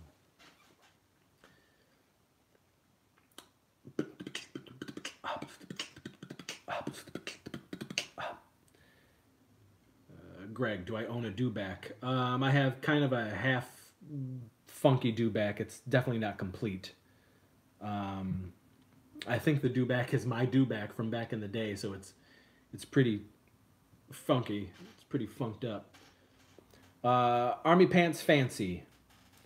Is there a real Jimmy Van Brunt? There absolutely 100% is a real Jimmy Van Brunt. Jimmy Van Brunt is one of our friends. He's mostly my cousin Casey's buddy. Jimmy grew up in the same town, Olean, New York, where Casey grew up. And they went to school together. And because we're cousins, I always knew all of Casey's friends, you know, growing up into my teens and 20s and all that. Pre-teens, teens, into my young adulthood. So I knew Jimmy, and Jimmy was just one of our goofy friends. He's that guy that everyone always just kind of picked on, but he was still our buddy, and we hung around him and everything. And so I definitely took Jimmy Van Brunt and made that whole mystique, the legend, the character into something ridiculous. But he loves it. He thinks it's hilarious. I wrote a Jimmy Van Brunt rap, which you can hear in almost every LBP movie that is in there. David, Chris, I'm not sure what titles I want at the moment. Can I send you money now and figure it out later? That way you can get closer to your Xmas goal. David, you certainly can. As long as you do friends and family, PayPal. But I mean, did I send you a list? I can send you the list as well, so you can at least go through it and see what's up. And I'm sure I can find some stuff to send you to make up for what you don't have or what you already have, and also to say thank you. So, because right now I am, for what I'm trying to do for my wife, some people know what I'm trying to do, some people don't. But right now I am about 300 behind, and I've got like 2 weeks or less than 2 weeks to try to pull it off. So we'll see. We'll see. That's why I keep pushing these sales, folks, the bundle sales, and we've only got until December 19th for those particular sales to hold on. They're good deals, folks. I've made a lot of movies, and I'm trying to make it beneficial for you guys, but also beneficial for me, who right now is poor, has no money, and dealing with a lot of garbage, and trying to give my wife and my son a kick-ass Christmas this year, because as I've said, Christmas is the time that you can go balls deep, get them whatever you want, how much ever you want. The people you love in your life, go nuts. You can't take it with you, folks. Put a smile on people's faces now, and it puts a smile on my face. So, I ordered some stuff last April from you. Oh, well, that's David. That would be an old list. I can send you a new list.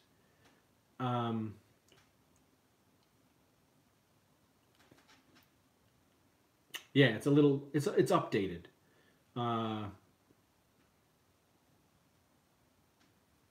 Sean, thank you, my friend.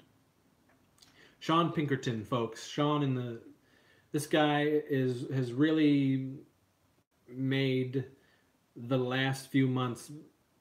It's helped make it bearable.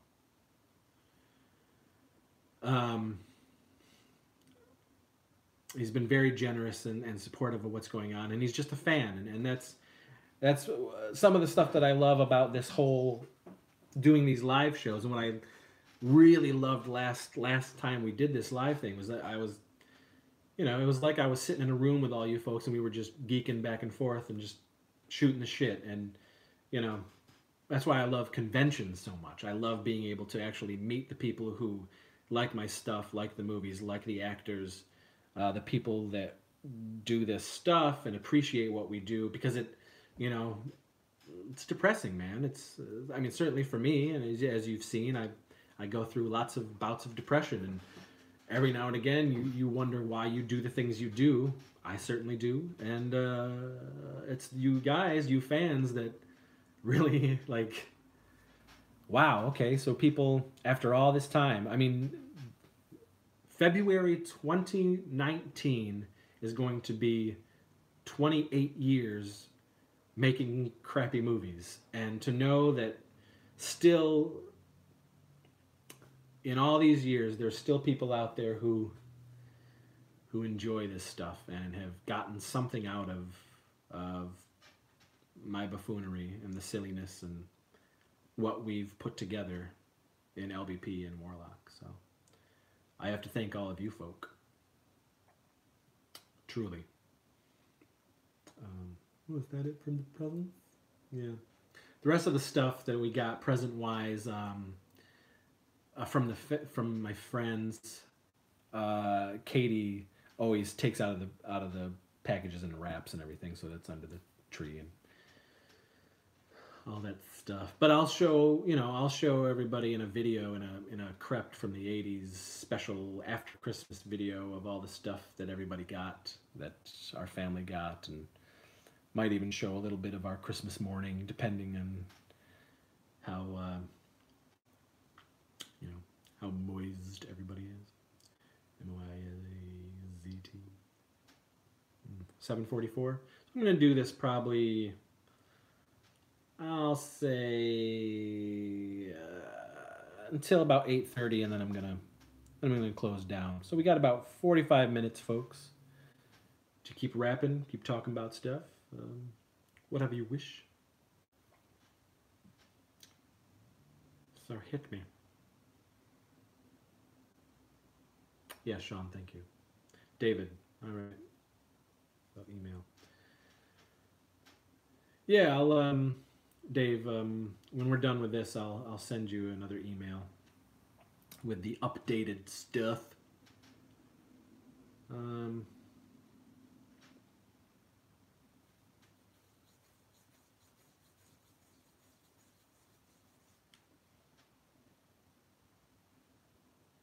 Greg, are you a Roger Corman fan? Yes, I am. I do enjoy Roger Corman.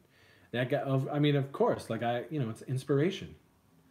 That guy was also making a movie in 2 days, And as I've said probably thousands of times throughout the years, shooting movies in 2 to 3 days is not the way you should make movies, but it just happened to be the way that we made movies. So.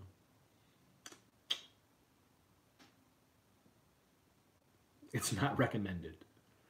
And going forward, it's definitely not going to be how we're going to tackle things. Speaking of going forward, as I said at the beginning of this, there are a couple things I can say. Yes, Death Rate 2000 is pretty great.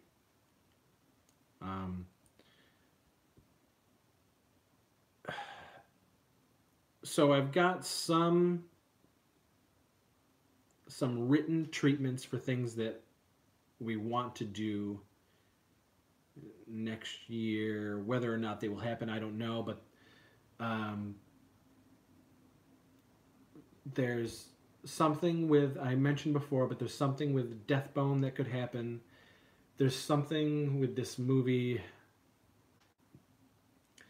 that I came up with at the same time as Clint and I came up with the Treat or Trick script that is in limbo. That would star Josh. That would be a whole lot of fun. And maybe we'll be able to do that. I'm not sure. There's also a show that we've been percolating that I've been trying to get off the ground forever called Wellsville Nights. That's like an 80s throwback shot on video.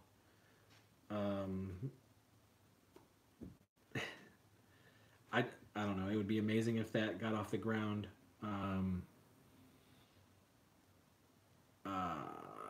There's a short that I'm hoping to make for Sean. We'll see about that. There is also a little bit ago, I tried to pull off this thing called Monster Curves. And something happened with an actress that she pulled some shit with some of the other actresses, and it kind of ruined the whole thing. But it's such a good idea, and it's a way for me to be around busty, large, natural-breasted, curvy women and make some really fun, soft-core, sexy, goofy, monster boob movies. And that's called Monster Curves, and that would just be a series of short stories involving monsters and curvy, bouncy women. That might happen. We shall see. I don't know. So that's some stuff that there's possibilities of, but I don't know how. money is a thing, and I hate it. I hate that you have to spend to make some of the things that we want to make, and it just, I don't know. It's such a struggle to try to raise it, and it's, I don't know. We'll see. I don't know, but there might be some stuff. Army Pants Fancy. I don't have to stop crapping on Quest. I hate it. But you can keep liking it, and I can keep hating it. It's okay. I think it's terrible. In fact, I think several handfuls of my movies are deplorable. They're not good. As the filmmaker, as the guy who created the films and wrote the films and directed the films, I have the right to hate them. That's okay. And you have the right to enjoy them. And I like that people enjoy that stuff. Again, it shows me that, there are people out there who appreciate everything that we do. It's just opinions, man. It's okay. Siler, I really like the girl in Quest. Maybe Tina Kraus, is that what you're talking about? Siler, Curvy Women for the Win, I'd watch those. Hell yeah, thank you, Siler. Let's make it happen. It'd be great. It's a little fun to do away, Chris. I got bet you might be gone before I come back. Happy holidays. Thank you, David. Thank you so much. Thank you for always sticking with all these movies and sticking, with me and still bothering to talk to me and all this stuff. It's great. So thank you. Thank you, David. Darknesses. You popped up, Darkness. Best of luck, dude. Best of luck with what? What are you talking about? With trying to do the stuff in 2019? Or best of luck trying to get myself out of this depression? Best of luck with everything? If it's best of luck with everything, thank you. Thank you, Darknesses. You too have been a big support. Jen Stone. Jen isn't the main girl in Quest. That was Tina Kraus with the brunette hair, the long brunette hair. I also had a huge crush on Tari, but she was only in like 2 movies. Yeah, Tari was an odd bird. Yeah, I mean those were long. Those were almost 20 years ago, my friend. Those were a long time. Jen has been long gone. Tari was long gone after those few things that she did with us.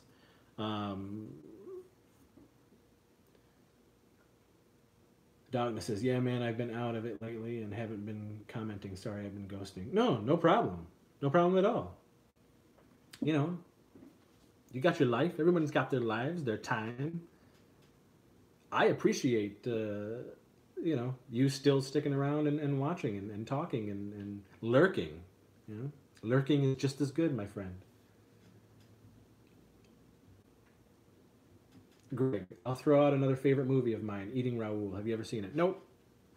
I certainly know of it. The box art is very iconic. But no, I have not seen Eating Raoul. I probably wouldn't like it because it's probably a drama. And I'm not a big drama guy. At all. It's a very specific drama. If the drama has like dragons in it, cyborgs or zombies, isn't a drama at all. Or a drama within the fantasy world, or sci-fi, or horror, porn. A good porn drama. Those are the best. Is that really the Pizza Man? That's drama. Oh, what is Eating Raoul? I don't know.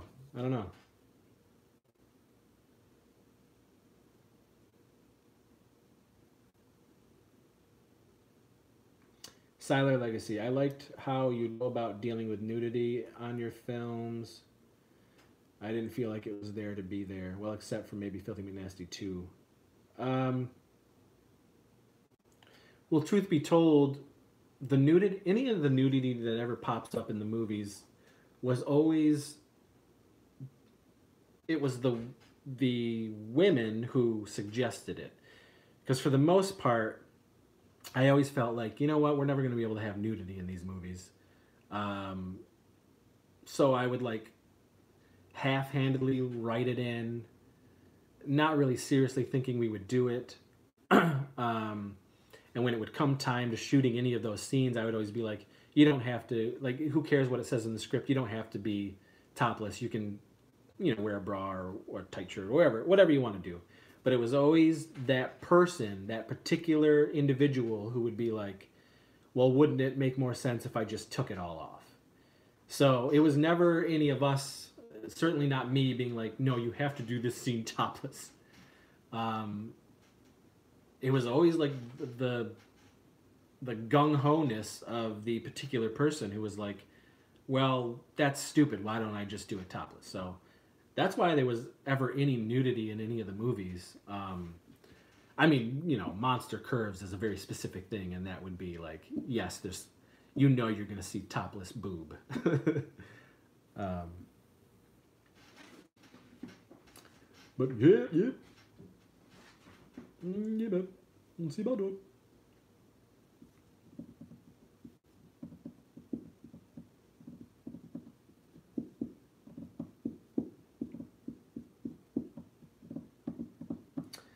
As I said, I'm hoping to have another Christmas Crept from the 80s episode up like soon. If we can't get like anybody to be on the show with me, then I might do a second Christmas episode to throw up before Christmas. And then there definitely will be an episode a couple days after Christmas to do the post-holiday what did you get for Christmas, and what was your favorite stuff growing up that you got from Christmas in the 80s and all that stuff. So there will be one of those episodes.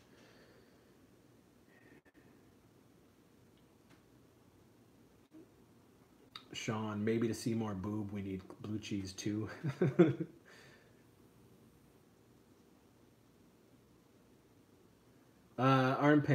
Army pants fancy.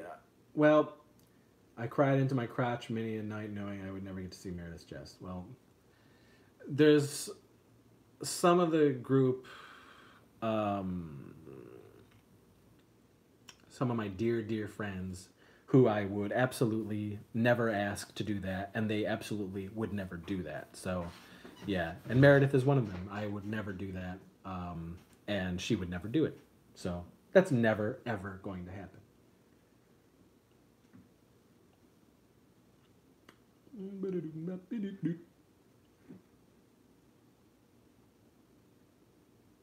Man, that scene in the first Blue Cheese Brothers, whew! I knew I had to outdo the weirdness of the sex scene in Ski Wolf. So the sex scene in the Blue Cheese Brothers, we definitely pushed a little wacky. It became an erotic nightmare of the most deranged kind. Confused boner indeed.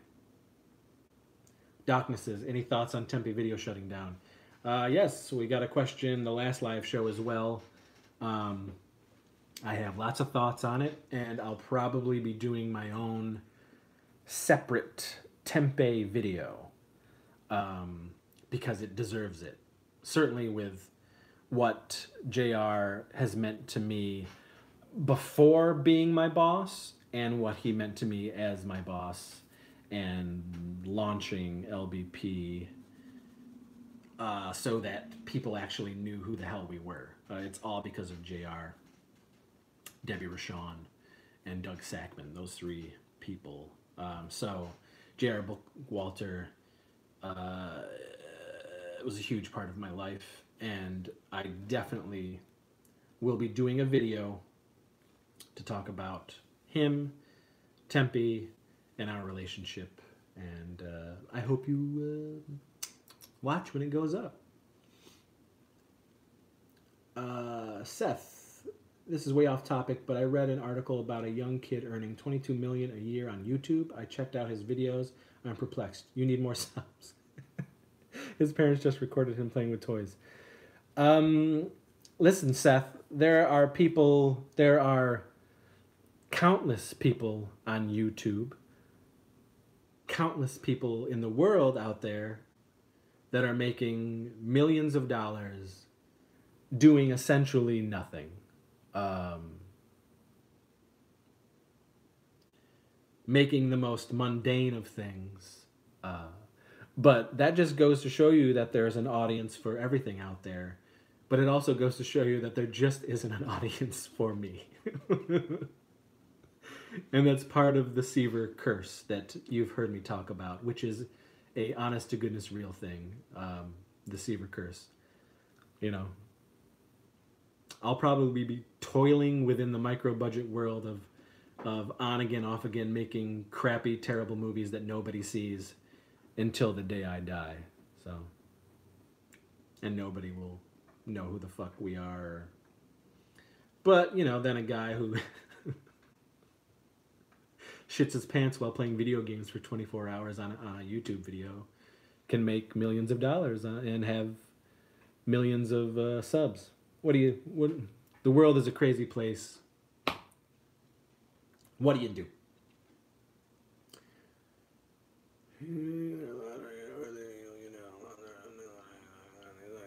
Greg, of all the actors you have worked with, whom would you consider the most funny, the most dedicated, the most unpredictable, the most surprising? Well, let me say off the bat again, none of them are actors other than Billy Garbarina. Billy was he's an actor who has been in other films, started out in other things before he moved over to LBP. Everybody else you know who are in the immediate LBP group were all just my buddies and wanted to help me make movies, and so I brought them in. And if they weren't buddies, then they were just fans of my movies, and I said, hey, come be in the movies. Because they were particularly like bothersome. They'd go to convention and they'd meet us. They'd help us sell at the tables, whatever it was.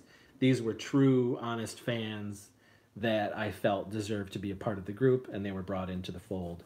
So none of them are actually actors. They have become actors because of being in these movies, and for the most part, these guys are phenomenal. Like, I love them so much, and they have surprised me and shocked me and made me laugh so hard throughout the years at just how good they have become and how great a family we all have become together. And now I specifically write for these people.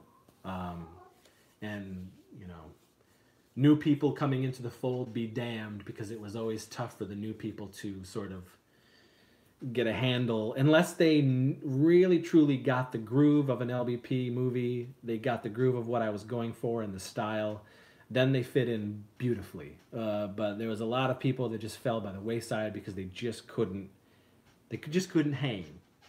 It just wasn't happening. So, of all the actors you have worked with, all my peeps, who would you consider the most funny, the most dedicated, the most unpredictable, the most surprising? The most dedicated would be Meredith Host. Hands down, without a doubt. She is the most dedicated of all my friends and movie-making troupe. That girl, amazing. The most funny,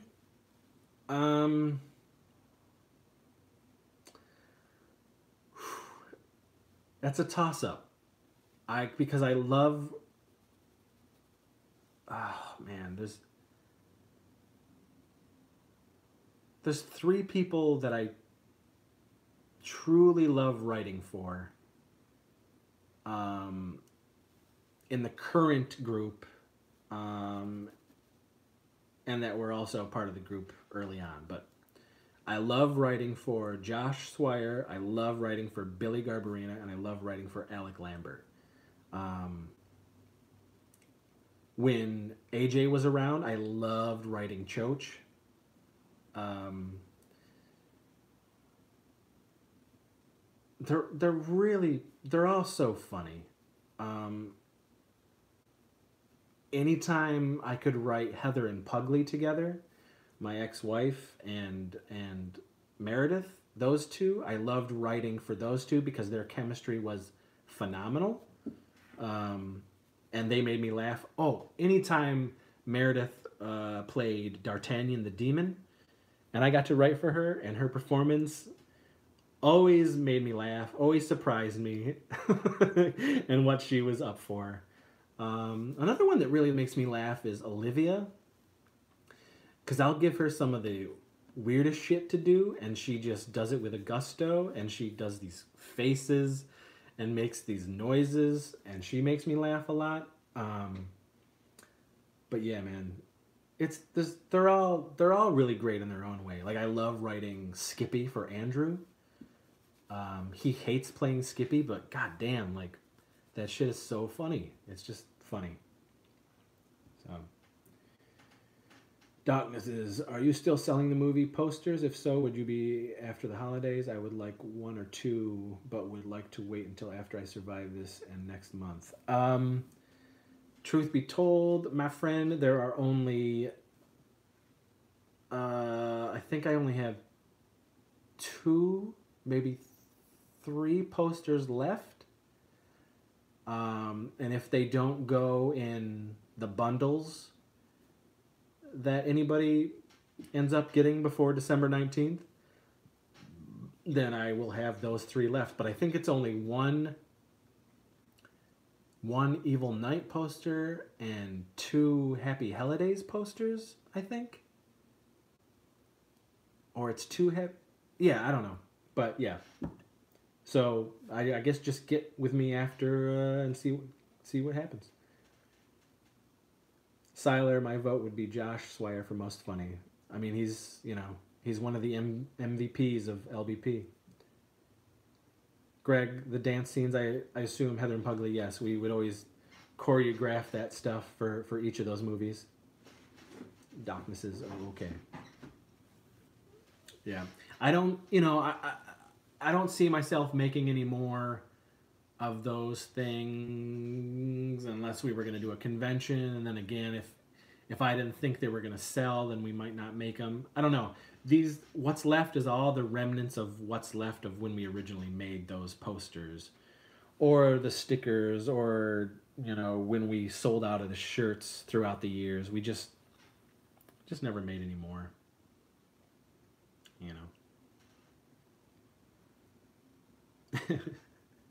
Truth be told, you guys might be surprised about this, but I'm not rich, and I barely made any money making these movies ever to this day. It's if you're a starving artist, you know what I'm talking about, and if you're a tortured artist on the inside who struggles with, should I keep doing this, should I not, what's the point, but it's a passion, that type of thing. The struggle is real. The Hulk-like fight between yes or no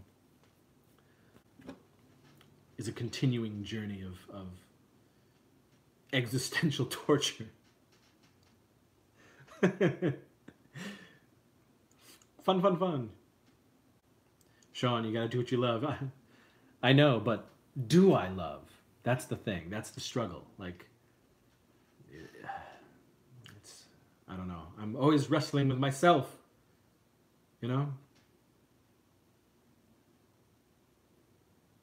Siler, it's fine. When I make it big, I'll make sure to take care of my main man receiver. Thanks, Siler. Funny enough, you're not the first person to say that.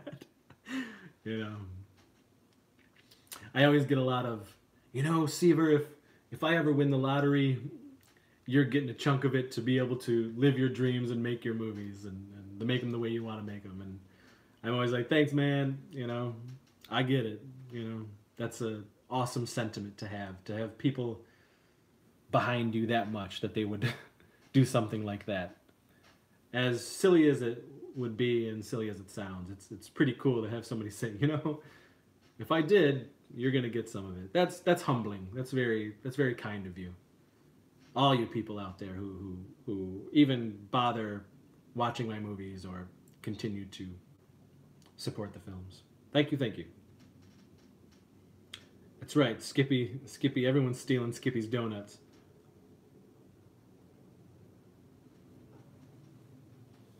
I've also said, Siler, that if I if I make it big, I'll make my movies into something. I'll have an actual career as opposed to a career. So I don't know. Keep telling myself, you know, just because you're in your 40s doesn't mean everything's over. But it's, you know, being in your 40s, having the Seaver curse, never being able to have enough money to live, let alone make a movie. All of that stuff. If I make a movie, will people even see it? What's the point? You know, all that stuff. So it's a whole slew of things. Wah wah wah sievage, you know. All right, it's 8:10. So we're gonna do this for 20 more minutes, and then we are cutting it short. We are cutting it off. We are taking it in for the night. Speaking of nights, no more lonely nights with a restless heart. Roll the dice. You know what I'm talking about.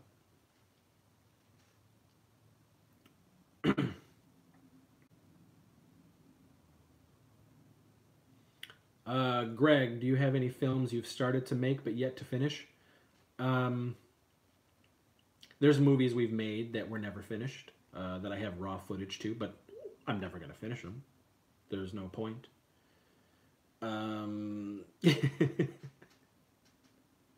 Dogness is AIDS ape. That's correct. There was a movie. It was something we did that, listen, I'm not a fan of those hangover movies at all. Just me. That's just me. It's my opinion. It's okay. If you love them, awesome. But I'm not a fan of them. Didn't even bother. I didn't like one, so I didn't even bother watching the other ones. I didn't laugh at all at one. But so I made this parody of that with most of the LBP characters at the time, and this was in 2010 or 2011, maybe 2010. We went to Atlantic City and we shot what was going to be this.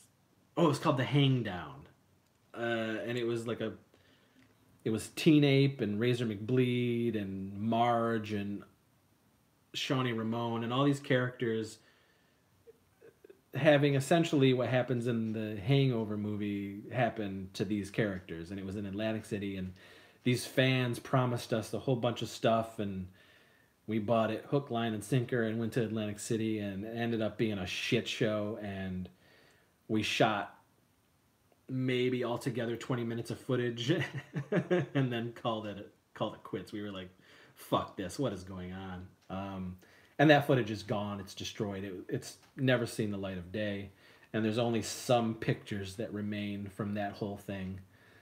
But there was a mask made for Teen Ape because the original mask was sold to a fan. And this mask was pretty rough. And when it was on Casey's face, it like sunk in even more in the way it was painted. So terribly, we call it AIDS ape because he just looked like he had a terrible disease. And that's Darkness's reference to AIDS ape. Silent Legacy, man, I'm gonna watch that movie tonight. What movie?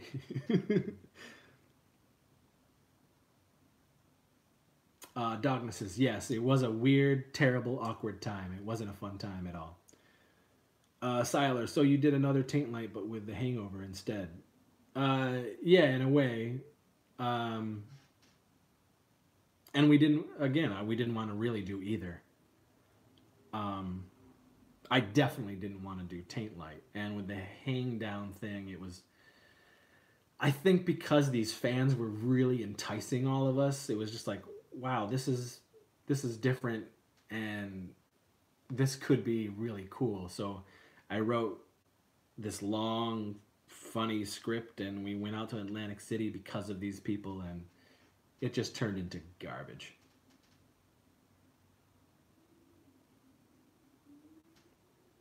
Yeah, sorry. The slow is really. I mean, this chat is slow. It's getting choppy here.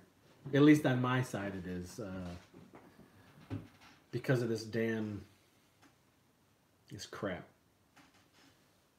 that I'm dealing with. All right, so we got about 15 more minutes, folks. I want to thank all you guys who showed up to talk live, to chat with me. And of course, all you folks who are watching after the fact. I don't know if you got anything that you already didn't know, but maybe you did, and hopefully you got some entertainment out of it. I really enjoy these. This is fun. Like I said, it's another way for me to interact with the people who actually like the stuff that I do and we as a group do, and it's very cool.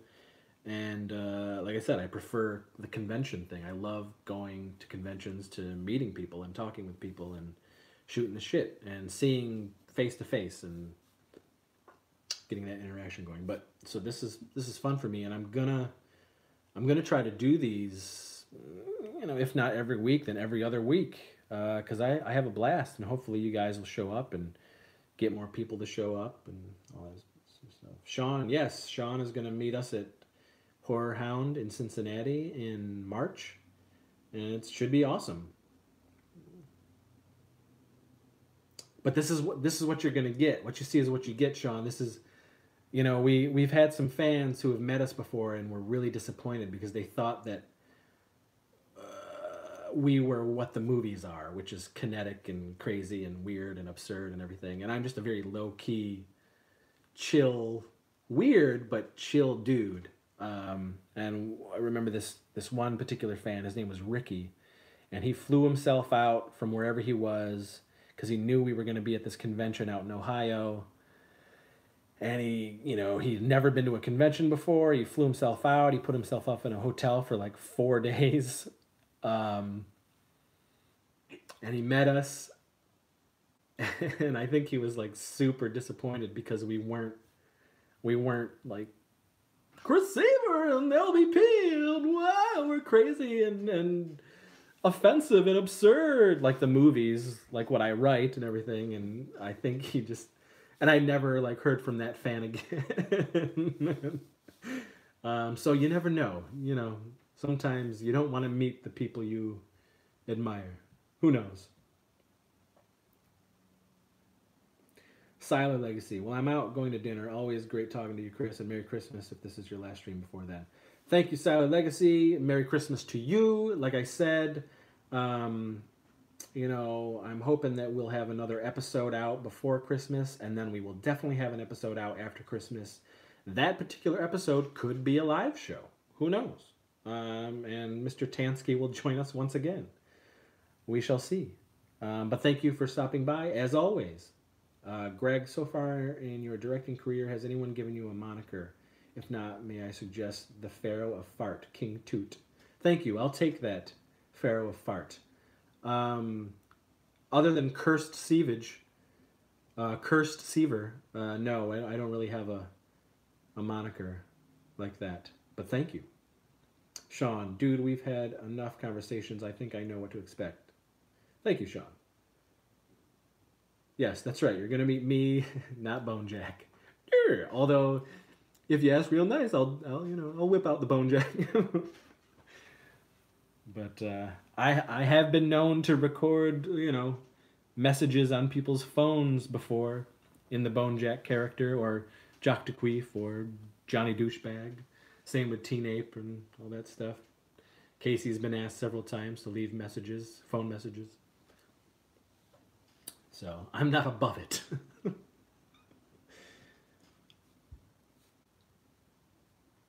Um, so yeah. So before we roll out of here, again, you know it's coming, but if you guys want to check out my movies, I've got a deal going on until December 19th. You can go to warlockhomevideo@gmail.com and ask for a list of all the flicks that I've made. And the deals are real simple. The bundles are pretty crisp and clean. 6 movies for $50 shipped, 12 movies for $100 shipped, 24 movies for $200 shipped, and 46 movies for $300 shipped. And with each bundle above the $50 deal, I try to include a couple little extras here and there. As I said to some of the folks here, I'm working on, with our effects guy, trying to make some Teen Ape replica masks off the original mold. And I'm going to try to start with only 6, maybe 5, 6, I don't know, we'll see, just to see how well they do. And as soon as that info is up, I'll put it up there for pre-orders to grab a Teen Ape mask. But I got to tell you, because of the cost of what he would charge me to make the masks again and to paint them from the mold, the price might be looking at $100 to $110 shipped, with also Casey and myself signing the inside of the mask. But again, that's another reason why we might do a limited batch. Who knows? I don't know. We'll see. We shall see. It all depends on what we would have to pay for him to do the initial grouping. So, we'll see. But I appreciate everybody who has, while it's certainly, I mean, it's slowed down, but I can't thank you enough for the people who have grabbed a bundle, given their support, helped me out through this very crusty, rough few months. It's indeed appreciated. I mean, obviously, the big thing that I'm trying to do, if that doesn't happen, then it doesn't happen. But I thanks for the people who are trying to help me make those things happen and all that good stuff. So I appreciate it, and I hope to one day at a convention meet you guys and shake your hand and tell you thank you in person. Adam, nothing. Adam, are you just showing up? Well, I'm about to leave at 8:30, but thank you for showing up. Adam, saw the Weirdsies and Happy Holidays a few nights ago. We thought they were both great. Happy Holidays will be a December tradition from now on. Thank you. Thank you. It's much appreciated. Happy Holidays, we too watch every year since we made it. Same with the Death of Lantern movies. We watch them every Halloween. And the Weirdsies, I mean, that was a passion project for me. It was a proud moment for all of us. We all love that movie, and it's a shame that a larger group of people have not been able to see that, as you can only get the Weirdsies from me. None of the distribution companies out there even wanted it because it wasn't like a comedy horror movie. It didn't have boobs, blood, butt steak, any of that stuff. It was just a straight up, as you know, straight up comedy, which is a shame. As for the Death of Lantern remake, again, that fucker is like 90% done.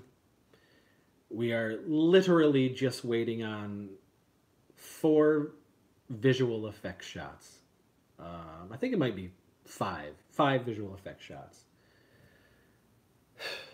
Until they get inserted, and then the movie's done.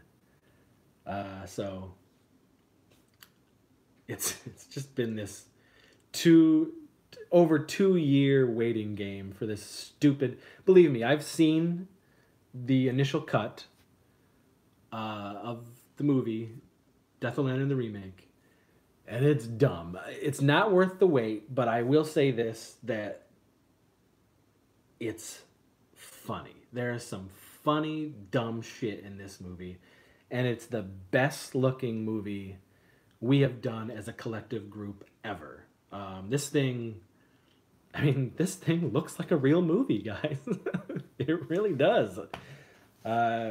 We upped the quality of those cameras we were using for that movie.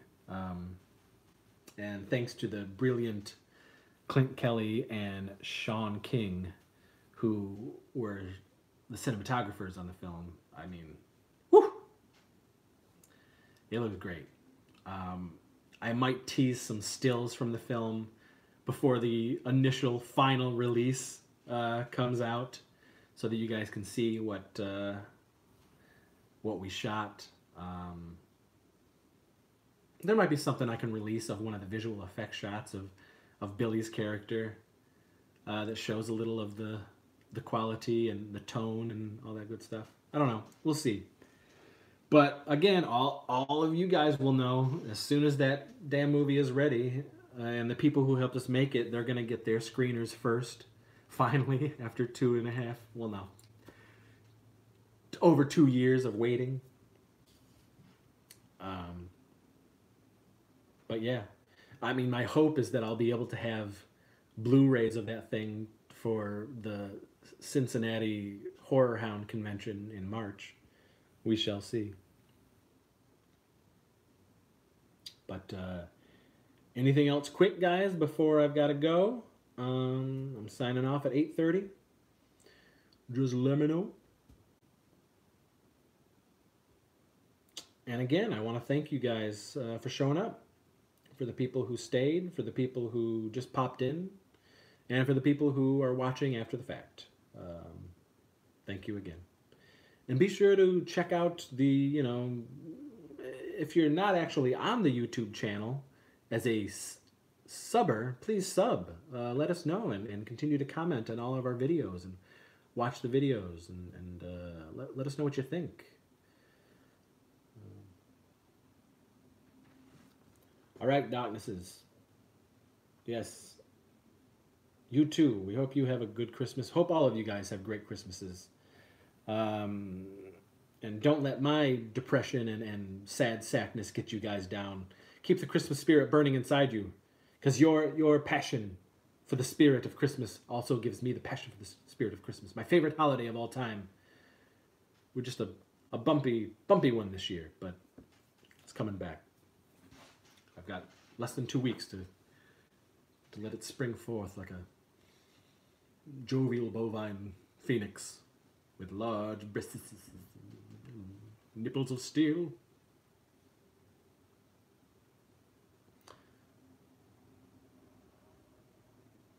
Adam, okay, send that email, warlockhomevideo@gmail.com. Holla at me. Just if you want to continue to shoot the shit, holla at me. You can talk to me through email there, and we got that Twitter going at the Sievage. Instagram, we got Instagram going. That's Warlock HVN on Instagram. We've got a TeePublic, which as I said, we don't really see much of, but it's cool that at least there's something out there printing our name out there. So it's got Warlock stuff, it's got LBP stuff, it's got some 80s stuff on there. It's tpublic.com/lowbudgetpictures. So you can find some stuff out there. But yeah, so thanks again. This is it. I am going to leave. Thanks to all of you. Merry Christmas. Merry Christmas if I don't see you. Getting ready to... All right, Greg, you magical man. Thank you. Thank you, Greg. Thank you all. Really, thank you. Truly, thank you. Thank you, guys. And hope you all have a great Christmas.